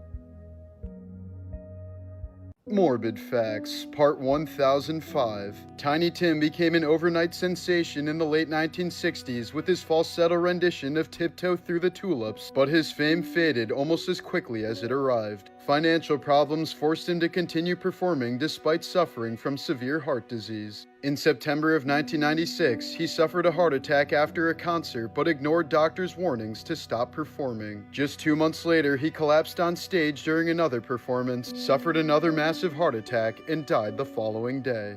Here's some footage of one of nature's most gruesome mating rituals. Male honeybees, known as drones, die immediately after mating when their reproductive organ is ripped from their body, tearing open their abdomen and killing them within seconds. During her only mating flight, a queen typically mates with 10 to 20 drones, though some mate with 40 or more, storing enough sperm to fertilize eggs for the rest of her life.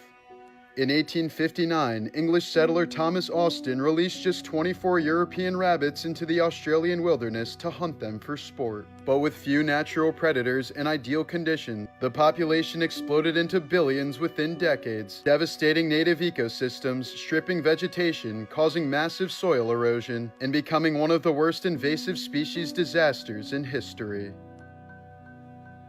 In 1928 in Los Angeles, a woman named Christine Collins was reunited with a boy police claimed was her missing 9-year-old son, Walter. She immediately insisted the child definitely wasn't hers, pointing out physical differences and even dental records that clearly didn't match. But instead of investigating, authorities instantly accused her of being unstable and had her involuntarily committed to a mental asylum. Months later, it was revealed the boy was an imposter, and her real son was likely murdered by serial killer Gordon Northcott. The case exposed major police corruption and later inspired the 2008 film Changeling. Seattle artist Sunday Nobody spent $25,000 creating a bronze statue, combining the ancient Greek Discobolus with the face of handsome Squidward. He consulted archaeologists to ensure it could withstand long-term underwater conditions, then deliberately sank it about 9 meters deep in the Mediterranean Sea, so it could potentially be discovered in the future as a convincing artifact. This executioner sword from the late 17th century Germany was engraved with the words, "When I raise this sword, so I wish that this poor sinner will receive eternal life."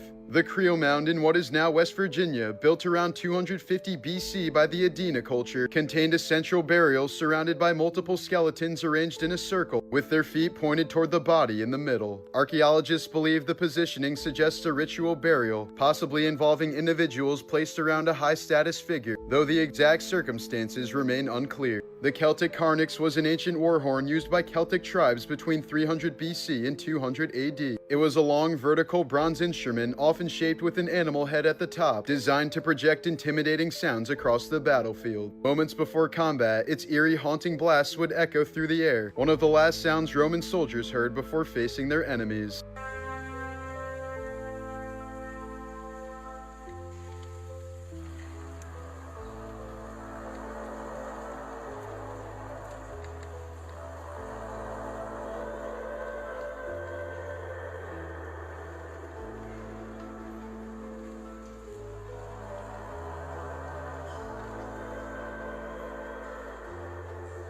A shocking medical scandal is unfolding in Austria, where a neurosurgeon is facing criminal charges for allegedly letting her 12-year-old daughter drill a hole into a patient's skull during emergency brain surgery. The unconscious patient had suffered traumatic head injuries and needed a burr hole to relieve pressure, yet prosecutors say the surgeon handed the drill to her daughter and let her perform the procedure herself, despite the child having zero medical training. The girl never should have been inside the operating room in the first place, as strict hospital protocol forbids minors or unauthorized personnel from being present during sterile surgeries, let alone touching the equipment, let alone drilling into patients' skulls. The patient was never informed a child would be involved, and only discovered the truth months later after an anonymous tip led to an investigation. The hospital immediately fired the surgeons involved, and the lead doctor is now on trial for causing bodily harm and abusing her position. Although the patient survived, he reportedly still suffers long-term effects, and the court called the doctor's decision a catastrophic breach of trust and professional professionalism. During a live Argentine league match between Estudiantes and Vélez Sarsfield, a green laser was repeatedly pointed at the goalkeeper while play was ongoing, briefly disrupting him during key moments. But broadcast cameras tracked the source in the stands and sniped the fan in real time, still holding the laser pointer before she realized she was on the big screen. She was later identified as Delfina Quiroga, a die-hard Estudiantes fan from La Plata. Argentine media reported that her father is a local prosecutor, and despite the visibility of the incident, she was not criminally charged. However, authorities in the club are expected to issue a stadium ban that could last up to 2 years, since using laser pointers during matches is considered a safety violation and interference with play.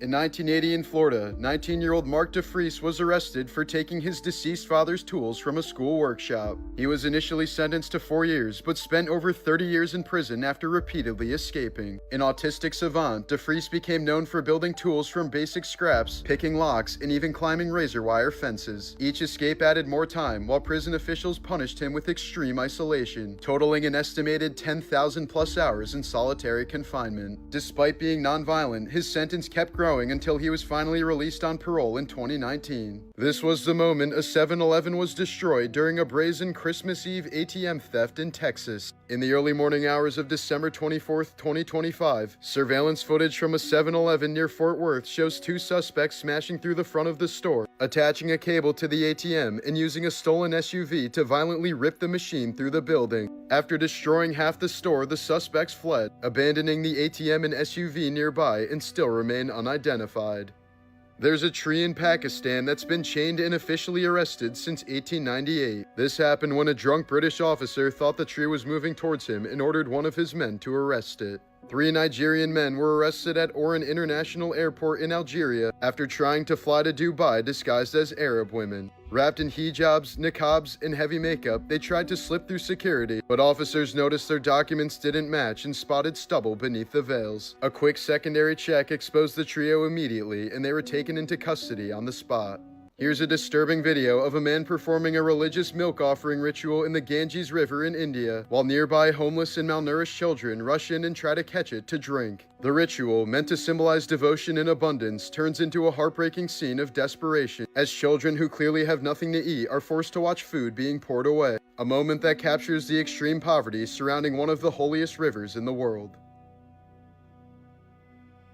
In 2012, archaeologists digging beneath a parking lot in Leicester, England, uncovered a human skeleton buried beneath several feet of asphalt. DNA testing later confirmed the remains belonged to King Richard III, the English king who was killed in battle in 1485 and had been missing for more than 500 years. One of the key clues was the severe curvature of the spine found in the skeleton, matching historical accounts that Richard had scoliosis and an uneven shoulder. The discovery solved one of England's oldest royal mysteries and revealed that a medieval king had been buried beneath what later became a modern car park. Patrice O'Neill was a renowned stand-up comedian known for his sharp, unfiltered style on stage and appearances on Chappelle's Show, Opie and Anthony, and the Comedy Central roasts. He first discovered he had diabetes after a girlfriend told him his urine tasted like birthday cake, prompting him to get tested. The disease slowly wore him down over the years until in October of 2011, he suffered a massive stroke. Just a month later, at 41 years old, he died from complications, with his final television appearance being the roast of Charlie Sheen. When Mount Vesuvius erupted in 79 AD, the heat was so intense it didn't just kill people. It completely warped human remains in ways rarely seen throughout history. In Herculaneum, archaeologists discovered the body of a young man lying face down on a wooden bed whose brain had literally been turned into glass. What you're looking at in this photo is brain tissue that was flash heated to nearly 1,000 degrees before cooling so rapidly it vitrified, leaving behind a shiny glass-like substance. It remains one of the only known cases of a human brain preserved through such a gruesome transformation. Here's a photo of 2 tourists posing inside the Claw of Death at Chernobyl, a massive crane used to scoop up chunks of radioactive reactor core after the 1986 meltdown. The machine is still so contaminated that standing near it can deliver radiation doses dozens of times higher than a chest X-ray, and its rusted frame is coated in radioactive dust that can cling to hair, skin, or clothing. While a brief picture likely won't cause immediate sickness, the exposure adds to long-term cancer risk, and any contamination they brought home could be far deadlier. It remains one of the most dangerously toxic relics of the exclusion zone, yet people still climb inside it for a photo op. In 2000, a Tahitian man named Fidel Maruhi pulled off one of the most unlikely survivals in aviation history. He stowed away in the wheel well of a Boeing 747 bound for Los Angeles. For 7.5 hours, he endured sub-zero temperatures and near total lack of oxygen, and when rescuers found him, his core body temperature was just 79 degrees Fahrenheit, a level usually considered fatal. But against all odds, he lived, and when asked why he'd risk such a death-defying stunt, he explained his dream was to reach France simply so he could shake hands with soccer legend Zinedine Zidane. In July of 2021, police in Essex, Maryland pulled over 33-year-old Nicole Johnson during a routine traffic stop, only to uncover something absolutely horrific. Officers noticed a stench of decomposition and maggots crawling from a bag inside her car. When they searched the trunk, Johnson pulled back a blanket to reveal the remains of her 7-year-old niece Jocelyn and her 5-year-old nephew Larry. Investigators later learned the children had been dead for months, Jocelyn for over a year. The woman admitted she had beaten the children to death, stuffed them into garbage bags, and left them in the car. Instead of calling authorities, Johnson went on with her life and drove around for months with both corpses in her trunk. The children had been left in her custody after their mother disappeared in 2019, but Johnson quickly subjected them to fatal abuse and neglect. Nicole was eventually sentenced to 50 years in prison for the gruesome crimes. With the Powerball approaching $2 billion, let's take a look at why winning the lottery can actually ruin your life. In 2006, Florida truck driver Abraham Shakespeare struck it rich with a $30 million lottery win, but the fortune quickly drew endless requests for money from family and friends who were clearly taking advantage of him. By 2009, he had mysteriously vanished, and months later, his body was found buried beneath a concrete slab. Investigators later revealed that Dee Dee Moore, who had befriended him under the guise of helping manage his wealth, had instead stolen his money and orchestrated his murder. In 1999, a Florida waitress was tipped a lottery ticket and won $10 million from it. She was then sued by her colleagues for their share before being sued by the man who tipped her the ticket. That same week, she was kidnapped by her ex-husband and ended up shooting him in the chest when he threatened to kill her. She then spent the next 10 years fighting a legal battle against the IRS, which she eventually won. In 1978, psychologists performed a study to compare the happiness levels of lottery winners versus accident victims who suddenly became paraplegic. The study found that over time, the everyday happiness of lottery winners ended up being lower than the happiness of accident victims. In 1960, an Australian father won $3 million in the lottery and his photo was plastered all over the news. Soon afterwards, his 8-year-old son was kidnapped for ransom and eventually murdered. This forever changed Australian anonymity laws for lottery winners. In 1997, struggling father of 3 Billy Bob Harrell became a millionaire overnight after winning the $31 million jackpot in the Texas lottery. But as friends, family, and strangers continuously pressured him to share his fortune, Harrell's spending went out of control, eventually resulting in he and his wife's divorce. Only 2 years after winning the lottery, 2 days after telling his friend, "Winning the lottery is the worst thing that ever happened to me." For millions of children in the 1990s, Barney the dinosaur embodied love and innocence. But the man inside the costume, David Joyner, went down a radically different path after leaving the show. Joyner reinvented himself as a tantric sex therapist, charging clients $350 for 3 to 4 hour energy sessions that involved ritual baths, meditation, and full sexual contact. He openly admitted that helping women reach orgasm was part of his practice, describing it as a way to release blocked energy. In interviews, Joyner even gave credit to his years as Barney for preparing him for this role, saying the same ability to project love in a purple dinosaur suit helped him guide clients through intimate spiritual healing. Mike Tyson has openly admitted that he often had sex shortly before his fights, sometimes immediately before stepping into the ring. He explained he would bang groupies in the bathrooms and locker rooms to calm him down and apparently prevent him from murdering his opponent during the fight. At the 2004 Athens Olympics, organizers handed out 130,000 free condoms to athletes, but the supply ran out within days, forcing a rush order of 20,000 more. That record was shattered in Rio 2016, where a staggering 450,000 condoms were distributed within just 2 weeks, cementing the Olympic Games' reputation as the world's biggest orgy.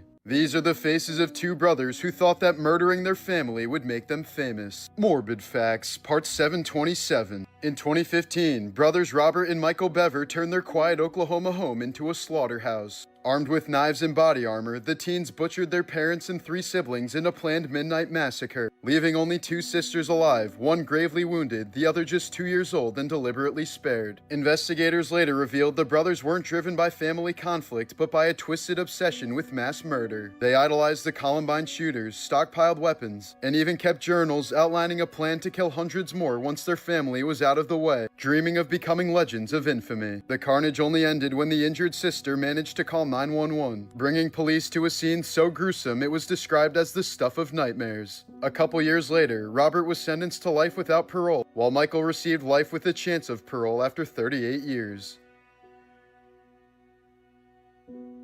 In 2023, 6 Mississippi cops who called themselves the Goon Squad stormed into a home without a warrant after a neighbor complained about 2 black men staying with a white woman. What followed was hours of torture straight out of a nightmare. The officers tased the men, forced them to strip, and poured milk, alcohol, and chocolate syrup over their bodies while taunting them with racial slurs. They made them crawl on the floor, threatened to sexually assault them, and even forced them to shower together at gunpoint. The ordeal finally ended after one officer shoved a gun into Michael Jenkins' mouth and pulled the trigger, shattering his jaw but somehow not killing him. To cover it up, the squad planted drugs and filed false reports, but the truth eventually came out and all 6 were sentenced to decades in prison.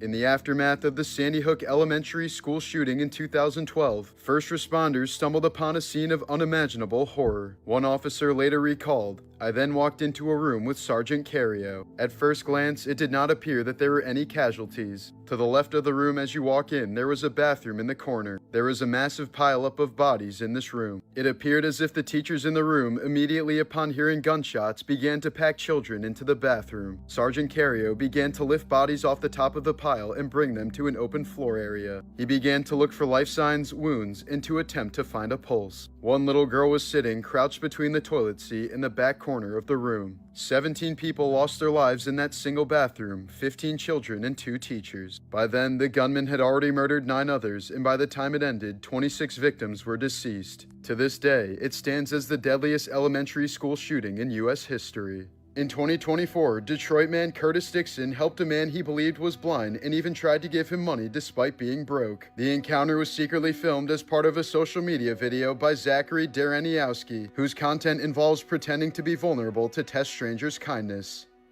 Curtis was given $1,000 and the video went viral, portraying him as exceptionally compassionate, and he was given $100,000 more in a follow-up video. But within a few weeks of the videos gaining traction, Dixon was targeted because of the attention and cash he had received. He was lured outside under the pretense of helping a woman with her broken-down car, ambushed, kidnapped, beaten, and forced to withdraw money out of ATMs. His attackers then tied him up, poured gasoline on his SUV, and set it on fire. Luckily, Dixon survived after being pulled to safety, and multiple suspects were arrested, including his own nephew, turning the case into a chilling example of how kindness can turn someone into a target and transform a good deed into a near-fatal outcome. Dennis Rader, the BTK killer, evaded capture for 30 years until his arrogance finally brought him down. In 2004, apparently desperate for attention, he sent police a floppy disk after asking if it could be traced and believed them when they said no. Investigators quickly pulled metadata pointing to a computer at Christ Lutheran Church under the name Dennis, exposing the church leader and family man as the sadistic murderer who had bound, tortured, and killed his victims while hiding in plain sight.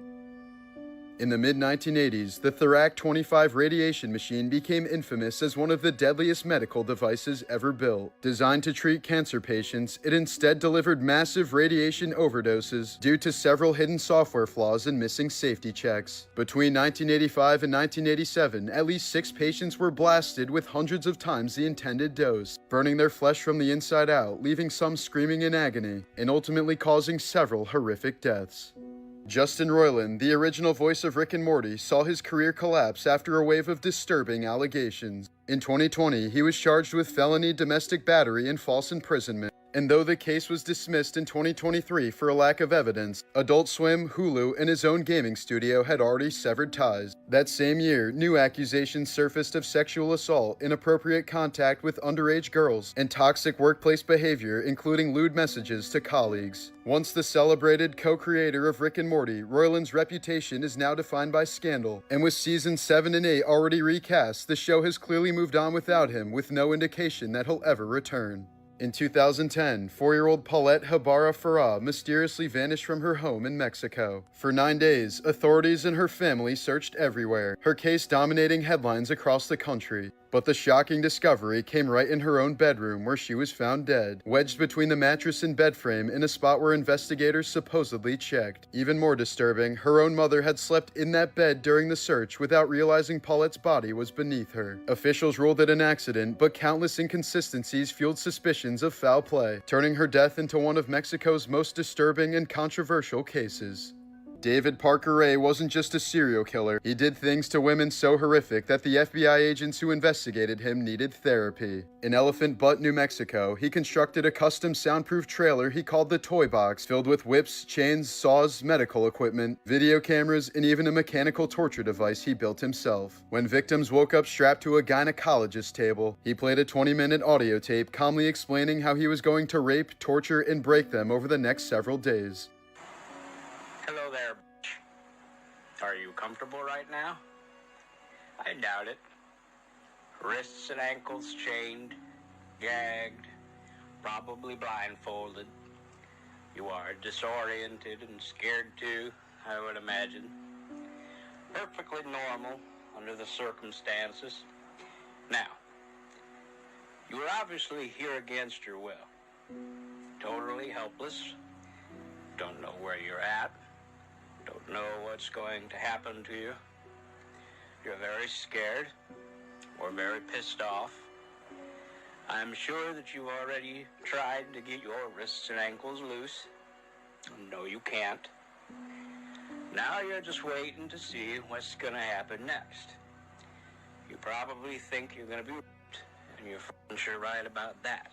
Ray's girlfriend and even his own daughter helped him kidnap women, and after days of torture, he would drug them with amnesia-inducing sedatives and dump them in the desert so disoriented they couldn't report what happened. Investigators later found journals detailing 40 years of abuse and believe he murdered up to 60 women, but not a single body has ever been found. Ray was only caught in 1999 when a victim escaped naked with a metal dog collar still around her neck, leading police to the Toy Box, a torture chamber so sadistic that FBI agents who entered it required extensive therapy. But despite the unimaginable horror, Ray was never convicted of murder, dying of a heart attack in 2002 and taking his most awful secrets to his grave. This was the moment a military wife was caught on camera trying to poison her husband. In 2023 in Tucson, Arizona, Melody Feliciano Johnson repeatedly poured bleach into the coffee maker of her U.S. Air Force husband during a bitter divorce. When his coffee began tasting strange and making him feel nauseous, he first assumed the machine had mold before testing it with pool strips, which showed dangerously high levels of chlorine. Suspecting he was being poisoned, he set up hidden cameras in their kitchen, which later recorded his wife adding bleach to the coffee reservoir. Although he avoided serious injury or death by pretending to drink the coffee, investigators said he believed she was trying to kill him to collect his life insurance benefits. She later took a plea deal and was sentenced to probation, mental health treatment, and a no-contact order. These are the graves believed to belong to the 63 wives of Indian General Afzal Khan dating back to 1659. Historical accounts suggest an astrologer predicted the general would die in his next battle, and fearing that his wives would remarry after his death, he ordered all 63 of them to be executed before leaving for war. Soon afterward, Khan was killed in battle just as the prophecy foretold. Today, the cemetery still stands in Afzalpura, India, a site tied to one of the darkest stories associated with honor, power, and possession in Indian history.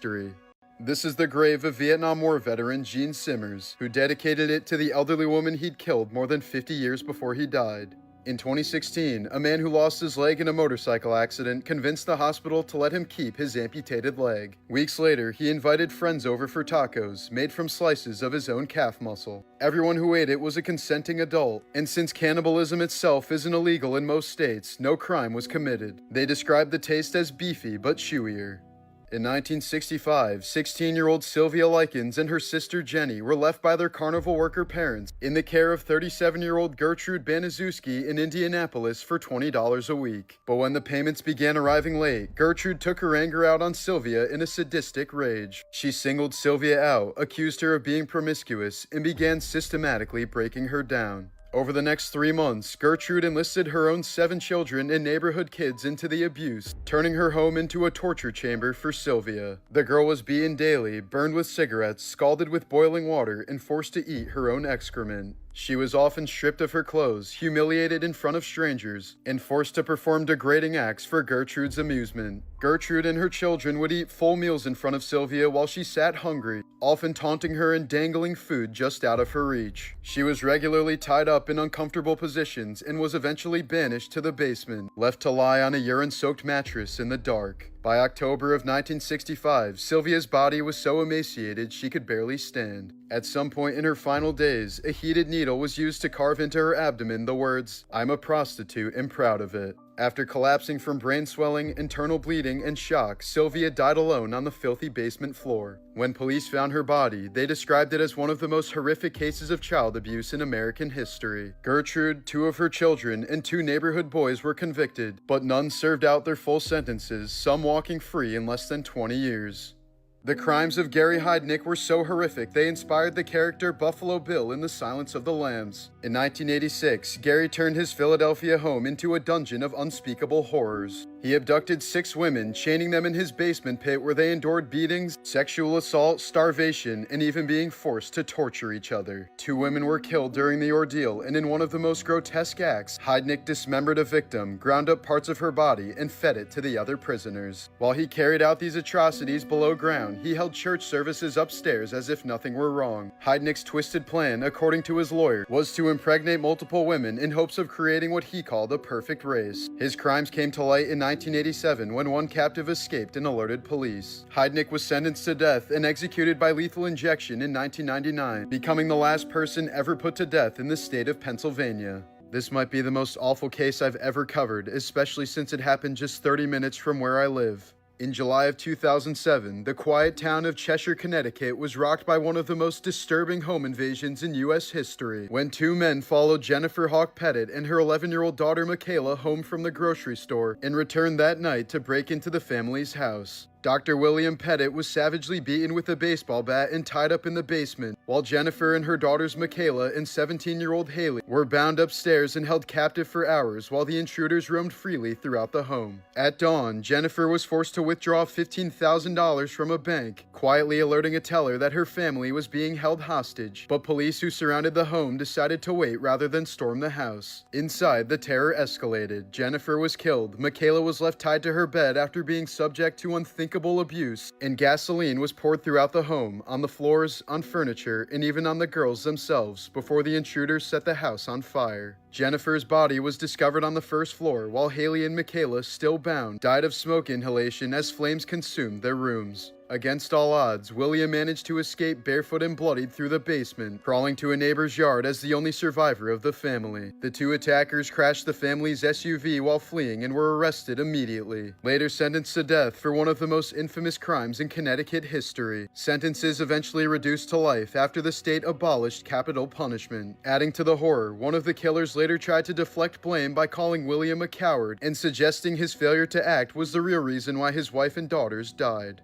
He didn't want to die alone, so in 2003, 56-year-old Kim Dae-han did the unthinkable. After suffering a stroke and sinking into despair, he carried containers of flammable liquid onto a crowded South Korean subway train and lit them on fire. Within minutes, the underground station was an inferno, one train engulfed in flames, another trapped behind sealed doors as the smoke choked hundreds of passengers. By the time rescuers gained control, 192 passengers were dead, and hundreds more were injured in South Korea's worst disaster in peacetime history. Kim, badly burned but alive, ended up fleeing the scene, only to be captured, sentenced to life, and die alone in prison the following year. On Halloween night in 1984, 29-year-old Doreen Erbert answered her door expecting trick-or-treaters, but instead was confronted by her ex-husband, William Michael Dennis, wearing the same creepy big bad wolf mask he had worn at a party the year before. Dennis had never forgiven Doreen for the accidental drowning of their 4-year-old son Paul years earlier, and had grown obsessed with the delusion that she wanted the boy dead. Armed with a machete, he forced his way inside and launched a savage frenzy of blows, striking Doreen dozens of times. She was 8 months pregnant, and the attack was so brutal that it ripped open her abdomen and literally expelled her unborn child onto the floor, the baby showing deep chop wounds and pronounced dead at the scene. Investigators later described the scene as straight out of a horror movie, with blood splattered across the entryway and the mask lying discarded nearby. Dennis was eventually sentenced to death, leaving behind a crime that remains one of the most grotesque murders ever committed on Halloween. In 2013, neighbors in West Virginia notified police after spotting children locked inside a shed, and what investigators uncovered was one of the most horrific adoption scandals in recent history. Jean K. Whitefeather and her husband Donald Lance had adopted 5 black siblings only to subject them to forced labor, confinement, and racial abuse, essentially treating them as slaves. The kids were forced to dig holes with their bare hands, hardly fed, pepper sprayed for disobedience, and locked away at night with no lights or toilets. When their oldest daughter testified, she told them, "I'll never understand how you can sleep at night. You are monsters." In March 2025, a judge sentenced both of them to more than 150 years behind bars, declaring, "You brought these children to West Virginia, a place I know as almost heaven, and you put them in hell. This court will now put you in yours." She endured abortion after abortion until her body could no longer take it. In 2017, a woman in eastern China reportedly died after undergoing 4 abortions in a single year, each one carried out under pressure from her husband, who was determined to have a son. When every pregnancy resulted in a girl, he insisted she terminate, ignoring the strain it put on her health. After the 4th procedure, her body gave out and she succumbed to the damage. A grim reminder of how cultural obsession with male heirs can turn deadly. In 1999, 23-year-old Fan Man Yi of Hong Kong was kidnapped by a loan shark and 2 accomplices after stealing a small sum of money. For over a month, she was held captive in a Sim Sha Sui apartment, where she was beaten with metal bars, burned with melted plastic, forced to smile through torture, and subjected to humiliating commands until she finally died from her injuries. Her killers then dismembered her body, boiling the remains, and sewing her skull into a large Hello Kitty mermaid doll. The crime only came to light when a teenage accomplice confessed, claiming she was being haunted by Fan's ghost, leading police to one of the most horrifying discoveries in Hong Kong's history. In 2012, 2 13-year-old boys in Wisconsin were apparently so desperate for pizza and weed that they resorted to something horrific. They lured one boy's 78-year-old great-grandmother into her garage and brutally attacked her with a hatchet and hammer, caving in her skull and leaving her to die on the cold floor. They then rifled through her purse, walking away with just $155, blood money that hours later they blew on pizza, marijuana, and video games, laughing as if nothing happened. Investigators described the scene as one of the most disturbing they'd ever witnessed, the frail woman's body left beaten and discarded over a sum barely worth a week's allowance. Both boys were quickly arrested, showed little remorse, and were sentenced to decades in prison, ensuring the rest of their youth would be spent behind bars. A North Carolina man was sentenced to nearly a decade in prison after one of the most disturbing neglect cases in recent history. For 6 to 8 months, 66-year-old Bonnie Kornhaber, who was bound to a wheelchair, lay helplessly on the floor of her cluttered, hoarded home after falling from her chair. Her husband Lewis admitted he never called for help because he was embarrassed about the conditions inside, leaving her to waste away surrounded by spoiled food, trash, and insects. When Bonnie finally told him she couldn't breathe, he ignored her pleas and watched TV in another room until she was dead. By the time first responders arrived, her body was covered in sores and filth, and Lewis was later convicted of second-degree murder and neglect, sealing his downfall after nearly 40 years of marriage. In 2005, Florida retirees Reggie and Carol Sumner thought they had found peace in their Jacksonville home, but instead, they fell victim to one of the most sadistic crimes imaginable. Lured by Tiffany Cole, a woman they once treated like family, the couple was ambushed by her and 3 accomplices, who bound, gagged, and stuffed them into the trunk of their own car. They were driven across state lines to a remote patch of Georgia woods where a grave had already been dug for them. Still alive, terrified, and gasping for air, the Sumners were thrown into the hole and buried alive beneath the dirt, left to slowly suffocate as the killers laughed about the money they were about to steal. The reason for this unimaginable cruelty was shockingly small: to steal from the couple's life savings of less than $100,000. All 4 were quickly caught and convicted, with Tiffany later being sentenced to death.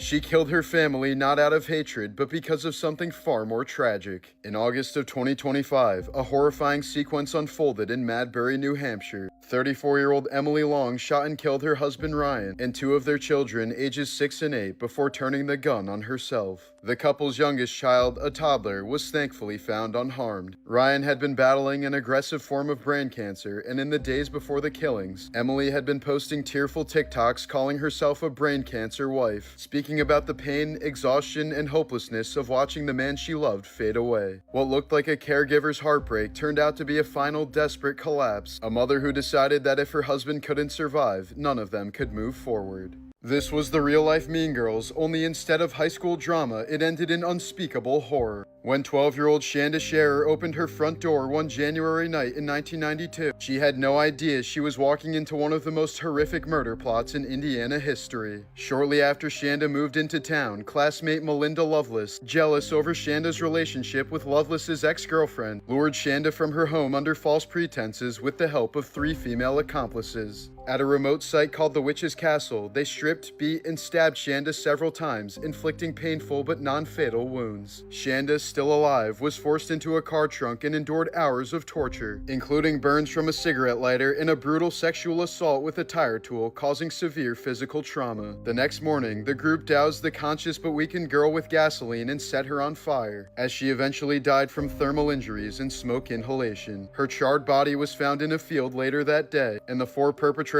were arrested after one of the accomplices boasted to peers. Perhaps the most disturbing part of this entire case is that as of October of 2025, all of the perpetrators are now free, including the ringleader Melinda Lovelace, who was released on parole in 2019. In 2011, one of the most horrific workplace murders unfolded inside a Lululemon store in Bethesda, Maryland. When employees arrived one morning, they found the shop in pure chaos. Blood smeared across the walls and floor, broken merchandise scattered everywhere, and 2 female employees lying in the back room. One of them was 30-year-old Jana Murray, beaten and slashed beyond recognition. The other woman, her coworker Brittany Norwood, was tied up and claiming that 2 masked men had broken in and attacked them both. But investigators quickly realized her story didn't add up. Forensics revealed that Murray had sustained at least 331 separate injuries from a hammer, wrench, knife, rope, box cutter, and metal stand, and that she had been alive for all of them, her body showing signs of conscious struggle throughout the 15-minute assault. It turned out Norwood had killed her coworker after being caught trying to steal merchandise, then staged the entire scene and bound herself to make it look like a robbery. The crime completely shocked the nation, not just for its savagery, but for the fact that every blow, cut, and stab was inflicted by someone that Murray had entrusted to lock up the store beside her.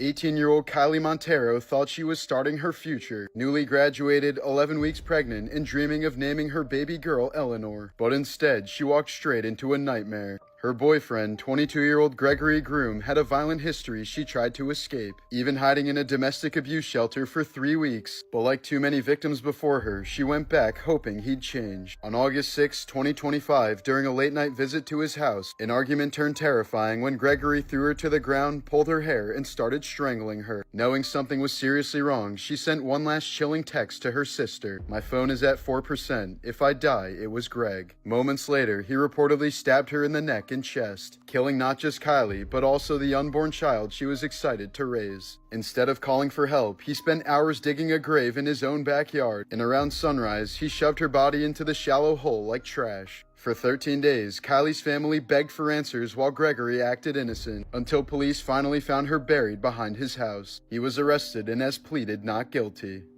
She was so terrifying that even cartel assassins refused to say her name out loud. Melissa La Diabla Calderon became one of the most feared women in cartel history because her crimes went far beyond gunshots and executions. Working with the Jalisco New Generation Cartel, she targeted the most vulnerable, migrants, pregnant women, and the homeless, luring them with promises of safety or work before trapping them inside of makeshift clinics. Investigators say she performed crude C-sections to steal newborns for black market adoption, while the mothers were left to bleed out on the table. In other cases, victims were cut open and stripped of their organs, their bodies dumped or incinerated before corrupt medical contacts funneled their organs to wealthy buyers. Witnesses reported hearing screams through the walls at night, and bodies were found mutilated or missing several organs. Even hardened cartel enforcers were terrified of La Diabla, calling her the devil in human skin. When she was finally arrested, authorities believed dozens, maybe hundreds of her victims would never be found.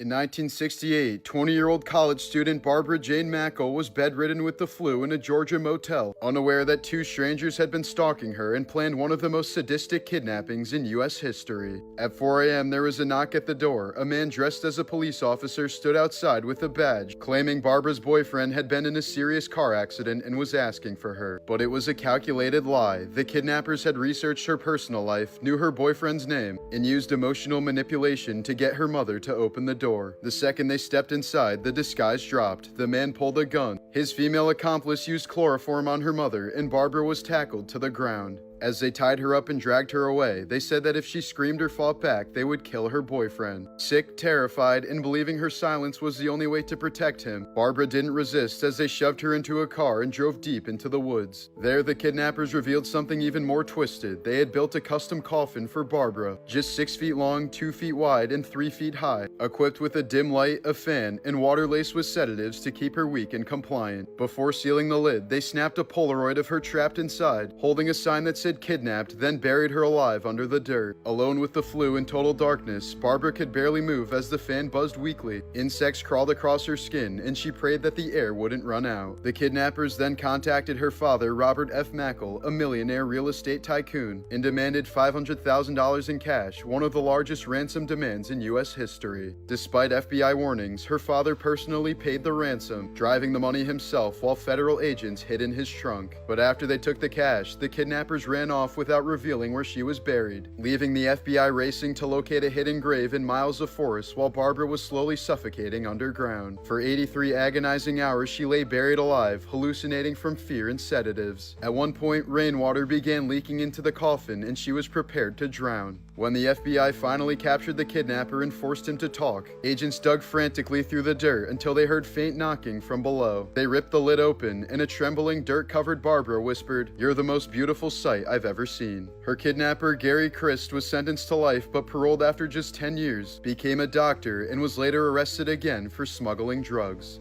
In February of 2000, Australian slaughterhouse worker Catherine Knight murdered her partner John Price in their home in Aberdeen, New South Wales. After an argument, she waited for him to fall asleep and stabbed him 37 times as he tried to escape, with blood evidence showing he made it to the front door before collapsing. Once he was dead, Knight used her butchering skills to skin his body in one piece and hung the skin on a meat hook in the living room. She then decapitated him and placed his head in a pot of boiling water, along with pieces of flesh to make a stew. She also cooked parts of his glutes in the oven and arranged 2 dinner plates with meat, vegetables, and gravy, each labeled with the names of Price's children, indicating she had intended to serve them their father. Police discovered the staged meal, the pot on the stove, and Price's skin hanging inside the house. Knight pled guilty to murder and in 2001 was sentenced to life in prison without parole, becoming the first woman in Australian history to receive that sentence. 17-year-old Louisiana girl Caitlin Strait was 28 weeks pregnant when a road rage incident suddenly ended her life. She was shot in the head, declared brain dead, and doctors had to perform an emergency C-section to save her baby. She and her friends were simply driving when another vehicle pulled up and opened fire. Even worse, police said they had no idea why the shooter even targeted them. There was no crash, no argument, no warning. The teen was rushed to the hospital, but her injuries were irreversible, and she was kept alive just long enough to deliver her premature baby. To this day, the killer has never been found, and the motive remains a mystery. David Parker Ray wasn't just a serial killer. He did things to women so horrific that the FBI agents who investigated him needed therapy. In Elephant Butte, New Mexico, he constructed a custom soundproof trailer he called the Toy Box, filled with whips, chains, saws, medical equipment, video cameras, and even a mechanical torture device he built himself. When victims woke up strapped to a gynecologist's table, he played a 20-minute audio tape calmly explaining how he was going to rape, torture, and break them over the next several days. Hello there. Are you comfortable right now? I doubt it. Wrists and ankles chained, gagged, probably blindfolded.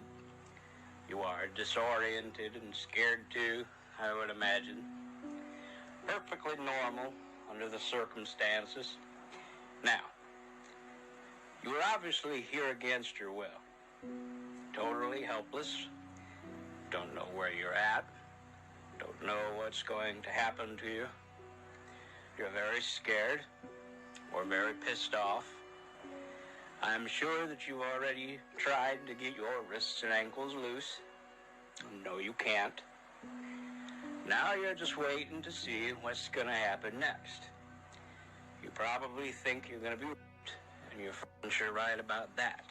Ray's girlfriend and even his own daughter helped him kidnap women, and after days of torture, he would drug them with amnesia-inducing sedatives and dump them in the desert so disoriented they couldn't report what happened. Investigators later found journals detailing 40 years of abuse and believe he murdered up to 60 women, but not a single body has ever been found. Ray was only caught in 1999 when a victim escaped naked with a metal dog collar still around her neck, leading police to the toy box, a torture chamber so sadistic that FBI agents who entered it required extensive therapy. But despite the unimaginable horror, Ray was never convicted of murder, dying of a heart attack in 2002 and taking his most awful secrets to his grave. This was the moment a commercial saturation diver was suddenly attacked by a swordfish while working 720 feet beneath the ocean's surface off the coast of Brazil. The fish quickly rammed him from behind, driving its razor-sharp bill into the emergency life support system on his back, where it became stuck. Unable to reach the swordfish himself, the diver carefully made it back to the diving bell as the fish violently thrashed behind him. Miraculously, the diver was unharmed as the swordfish eventually managed to free itself.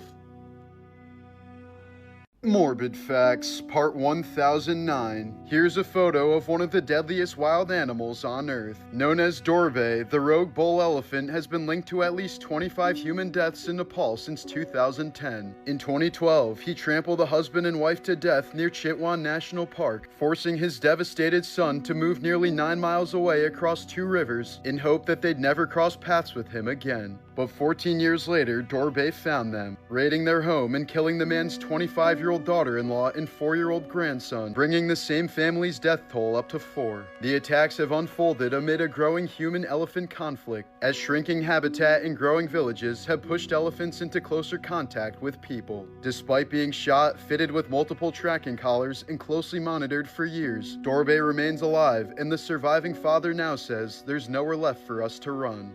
Here's some terrifying footage from one of the most horrific flood disasters imaginable. After catastrophic flooding struck southern China in July of 2026, a snake breeding farm was destroyed, releasing about 900 snakes, including venomous cobras and kraits, into nearby villages. As residents waded through chest-deep floodwater, authorities warned that deadly snakes could be hiding just beneath the surface. Hospitals rushed to stock with antivenom, emergency teams were deployed to hunt the escaped reptiles, and several people were reportedly bitten while clearing flood debris. The flooding itself killed at least 39 people and forced 130,000 residents to evacuate. That is horrible. What the f...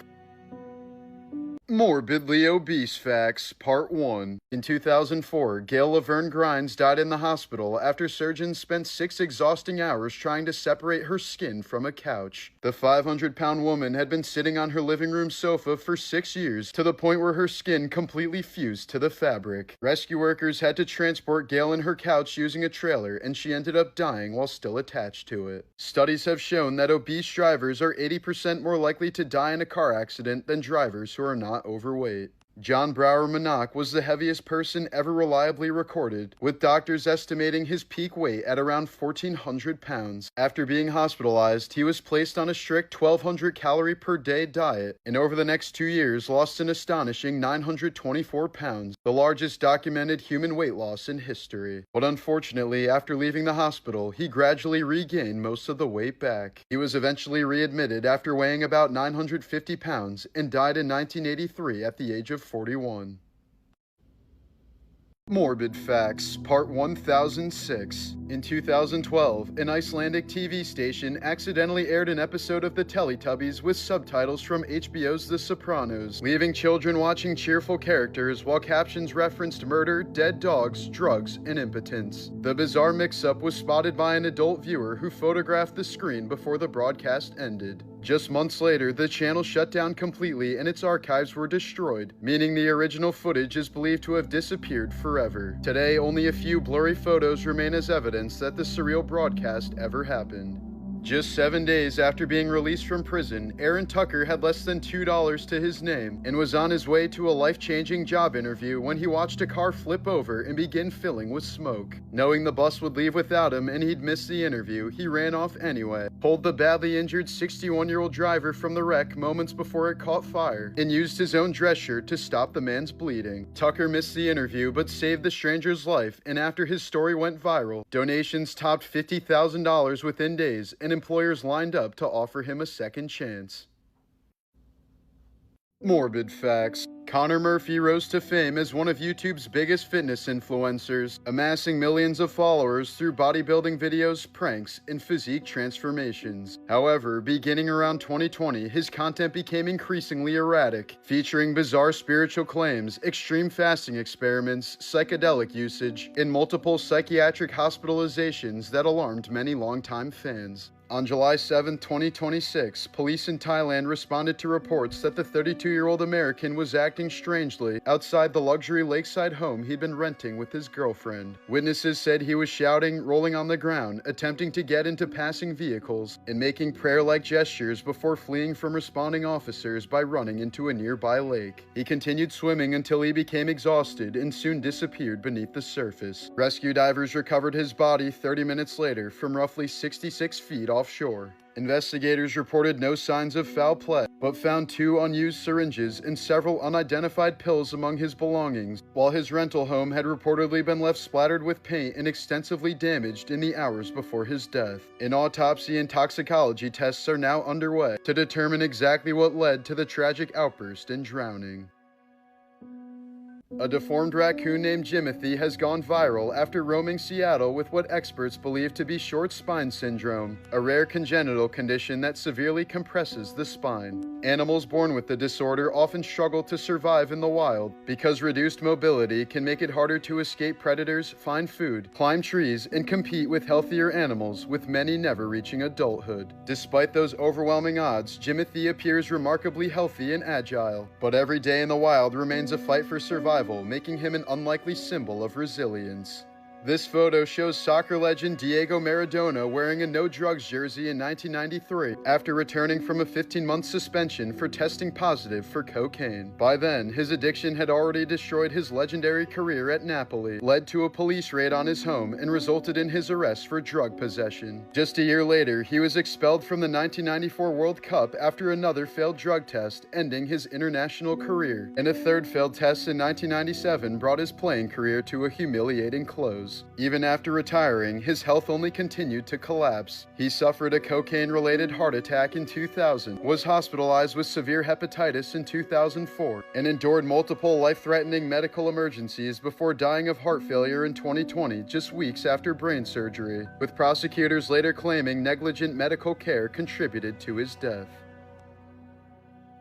Here's a photo of an elephant doing something scientists once thought was impossible. Using its tusks like pickaxes, it chips away at solid rock deep inside a cave. These Kenyan cave elephants squeeze through impossibly narrow passages, gradually carving out caves that can stretch for miles. But they're not looking for shelter, they're mining cave walls for mineral-rich salt, an essential nutrient that's scarce in their rainforest habitat. Generation after generation has followed the same underground routes, creating one of the animal kingdom's most extraordinary examples of natural mining. This is what it looks like when a hedgehog gets x-rayed. Hedgehogs instinctively curl into a tight, spiny ball when frightened, making it nearly impossible for veterinarians to get a clear x-ray. To safely examine them, vets sometimes gently tape their tiny legs to the x-ray plate so they can check for broken bones, swallowed objects, or other internal injuries. This photo shows an East German Stasi agent photographing a CIA agent at the exact moment the CIA agent was photographing him. During the Cold War, both sides constantly tracked and identified each other's spies, turning surveillance into a bizarre game of mutual espionage where no one was ever truly invisible.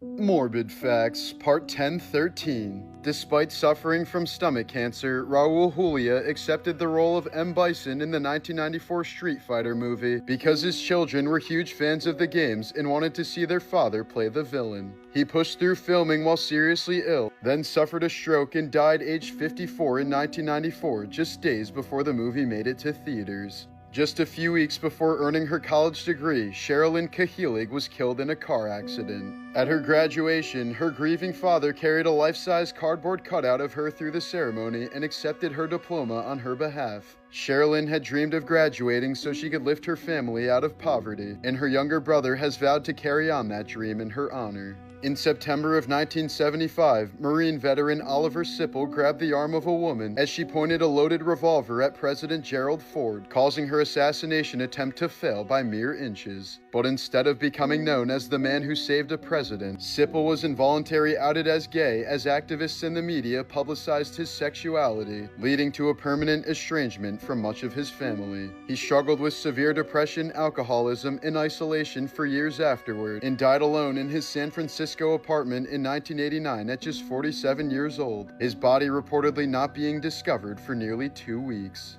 In 2007, a Rhode Island hospital was fined $50,000 and reprimanded by the State Department of Health after brain surgeries were performed on the wrong side of the patient's head 3 separate times in the same year. During the mating process, dogs and other canines get stuck together for anywhere from 5 minutes to an hour. It's a natural physical mechanism called a copulatory tie where both of their genitalia interlock to ensure fertilization. The first time dogs mate, they're often surprised by this and show signs of distress while trying to pull away or run. A man from Vietnam had endured severe headaches for 5 months before finally going to the hospital. After a CT scan, the man and his doctors were shocked to find that a pair of chopsticks were lodged in his skull. It turned out that the man had been involved in a drunken fight 5 months prior that he barely remembered, and somehow ended up with chopsticks deep up his nose as a result. Badasses of History, Part 7. 38-year-old Johnny Kim has been a Navy SEAL, a trained Harvard doctor, and was selected to become the first Korean American to go to space. Many people refer to him as the real-life Johnny Sins. American pilot Thomas Fitzpatrick once stole an airplane from New Jersey and landed it in front of a bar in Manhattan to continue drinking. 2 years later, someone at the bar didn't believe his story, so he did it again. Alan Turing was the man who broke the Nazi Enigma code during World War II and is widely considered to be the father of artificial intelligence. He's estimated to have shortened the war by 2 years and to have saved at least 14 million lives. Turing was also an Olympic-level runner who developed a new field of biology out of his fascination with daisies. But he was later charged with being a homosexual and was forced to undergo chemical castration before taking his own life by cyanide 2 years later. Jeanette McCurdy has described the relationship she had with her mother Deborah as both emotionally and sexually abusive. When Jeanette was 3 years old, her mother was diagnosed with breast cancer and underwent multiple surgeries and transplants. As a result, Deborah would perform routine vaginal and breast exams on Jeanette and never allowed her to shower alone until she turned 17. Living in poverty, her mother forced Jeanette into acting when she was 6 years old to financially support the family, and because Deborah had always wanted to become famous herself.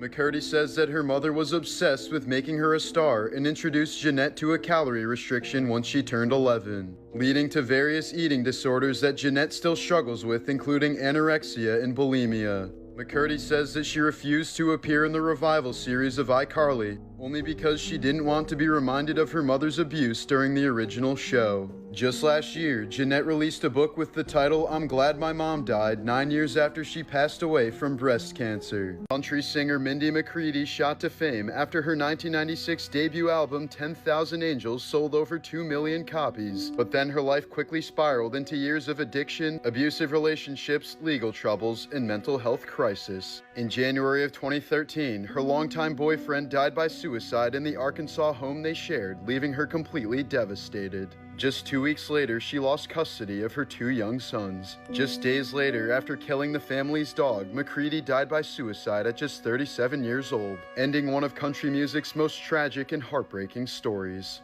Lisa Reed had been completely blind for 13 years after a childhood tumor damaged her optic nerve, relying on a guide dog to navigate everyday life. But one night in November of 2000, she accidentally banged her head on a coffee table while trying to bend down to kiss her guide dog goodnight, then woke up the next morning able to see again. Doctors confirmed she'd regained about 80% of her vision in one eye but could offer no medical explanation, calling it a miracle unlike anything they'd ever seen. One of the most emotional moments came when she saw her younger brother for the first time since he was a child, telling him in amazement, "My brother's a man," before later sharing her extraordinary story in her memoir, Angel Eyes. In June of 2011, Jackass star Ryan Dunn left a bar in Pennsylvania in his Porsche 911 GT3 after posting a photo of himself drinking just hours earlier. Minutes later, he was dead. The car was obliterated after slamming into a tree at over 130 miles per hour, killing both he and his passenger, newlywed Navy veteran Zachary Hartwell. The wreckage was so violent that the engine flew more than 100 feet from the car, and the impact tore the vehicle into two burning sections. The death was eerily foreshadowed. A year earlier, Dunn played a man killed in a drunken crash in the film Living Will. Friends had joked that his Porsche was a widowmaker that he'd eventually wrap around a tree, and in a 2002 interview, he said he'd probably die in a ridiculous way. The loss sent Bam Margera, Dunn's best friend, into a years-long spiral of alcoholism, depression, and multiple rehab stints, marking the start of his personal decline. The death left the Jackass crew devastated and sparked ongoing debates about drunk driving in the entertainment world. In 1995, 51-year-old Willie King entered a Florida hospital, expecting doctors to amputate his diseased right leg due to severe diabetes. But instead, a cascade of medical errors led surgeons to amputate his healthy left leg. When King woke up, he reportedly yelled, "Doctor, that's the wrong leg." His diseased right leg was later amputated as well, leaving him with both legs gone. The hospital and surgeon later paid him a $1 million settlement.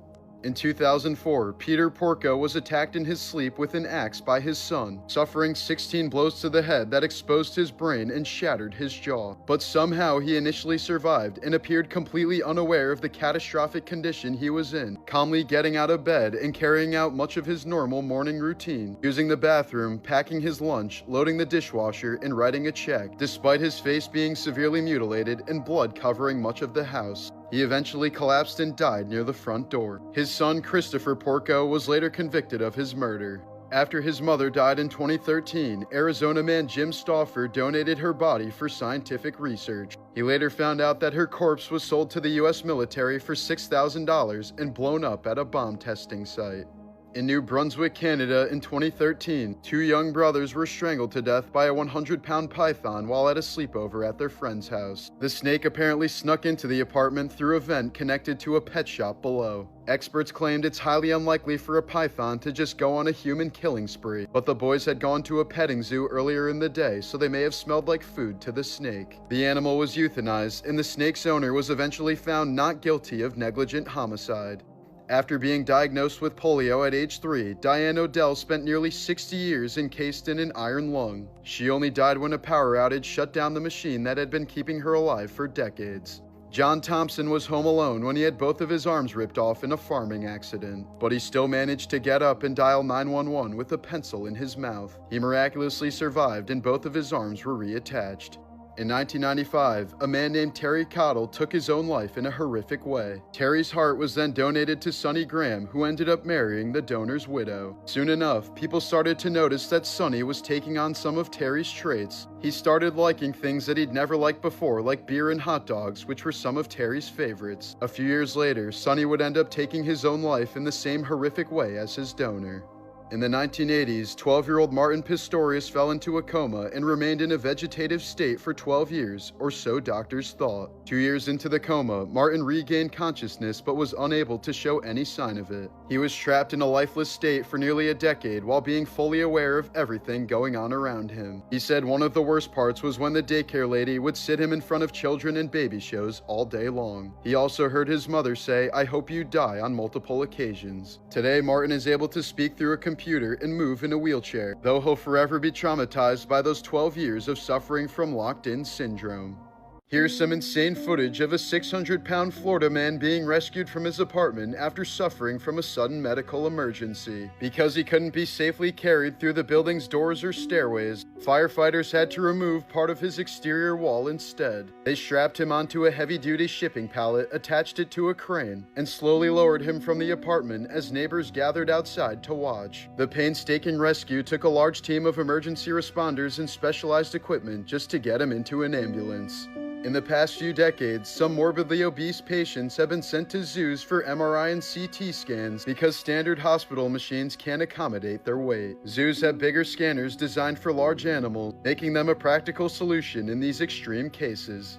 In July of 2024, 24-year-old Chinese mukbang streamer Pan Xiaoting died after collapsing during a marathon eating livestream. Despite previously being hospitalized for gastrointestinal bleeding, she reportedly continued doing 10-hour binge-eating broadcasts, consuming up to 22 pounds of food in a single session. Her autopsy report said her stomach was severely deformed and still packed with undigested food, with many outlets reporting she likely suffered a fatal stomach rupture following the extreme binge.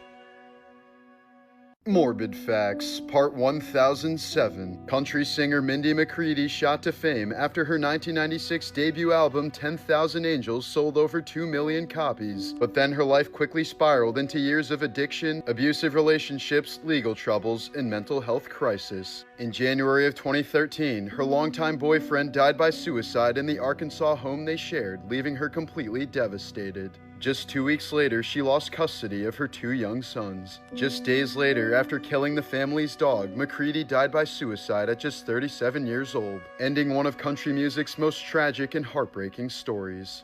Lisa Reed had been completely blind for 13 years after a childhood tumor damaged her optic nerve, relying on a guide dog to navigate everyday life. But one night in November of 2000, she accidentally banged her head on a coffee table while trying to bend down to kiss her guide dog goodnight, then woke up the next morning able to see again. Doctors confirmed she'd regained about 80% of her vision in one eye but could offer no medical explanation, calling it a miracle unlike anything they'd ever seen. One of the most emotional moments came when she saw her younger brother for the first time since he was a child, telling him in amazement, "My brother's a man," before later sharing her extraordinary story in her memoir, Angel Eyes. Here are some of the dumbest criminals of all time. In 2009, Joey Miller and Matthew McNelly attempted to rob a home using permanent marker as their disguise. But as the name suggests, permanent marker is rather difficult to remove, so the thieves were quickly recognized and arrested. In 2014, an Oregon woman named Sadie Johnson started a 50,000-acre wildfire that ended up costing the state $8 million. She later told authorities that she started it because her firefighter friends were bored and needed work. 2 Chicago men once tried to rob a restaurant with a squirt gun, but the owner told them to come back in an hour since he was too busy at the moment. So they did, and the police were waiting for them. In 1993, Missouri man James Scott purposely damaged a levee on the Mississippi River to delay his wife from coming home so that he could continue to party. He ended up flooding 14,000 acres of land and was sentenced to life in prison for causing a catastrophe. This is what true horror looks like. In 2016, 13-year-old Abigail Williams and her friend Libby German were hiking on a trail in Indiana when they disappeared. A search team was sent out for them, and their bodies were found the very next day. The last known photo of Abigail, as well as photos of an unidentified man, were found on Libby's phone. There was also an audio clip of presumably the same man saying the phrase, "down the hill." No arrests have been made so far, but law enforcement has assured locals that the case has not yet gone cold.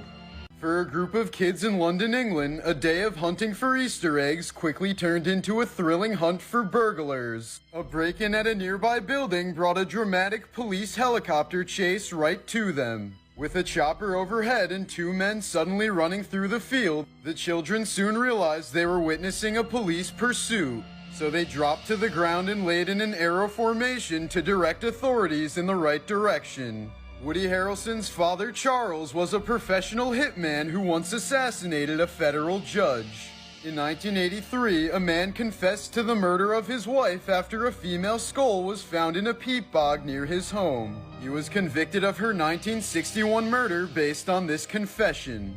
But it turned out that the skull actually belonged to a woman who had died nearly 1,800 years earlier. The man was convicted anyway. Infamous streaker Mark Roberts was sponsored by GoldenPalace.com to streak during Super Bowl 38.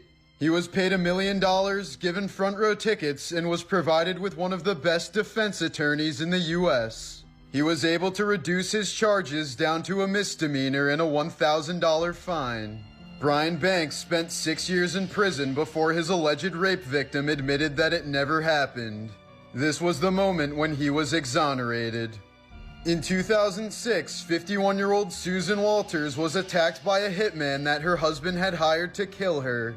After finding out who sent him, she ended up killing him with her bare hands. There's a tree in Pakistan that has been chained and officially arrested since 1898. This happened when a drunk British officer thought the tree was moving toward him, so he ordered a sergeant to arrest it.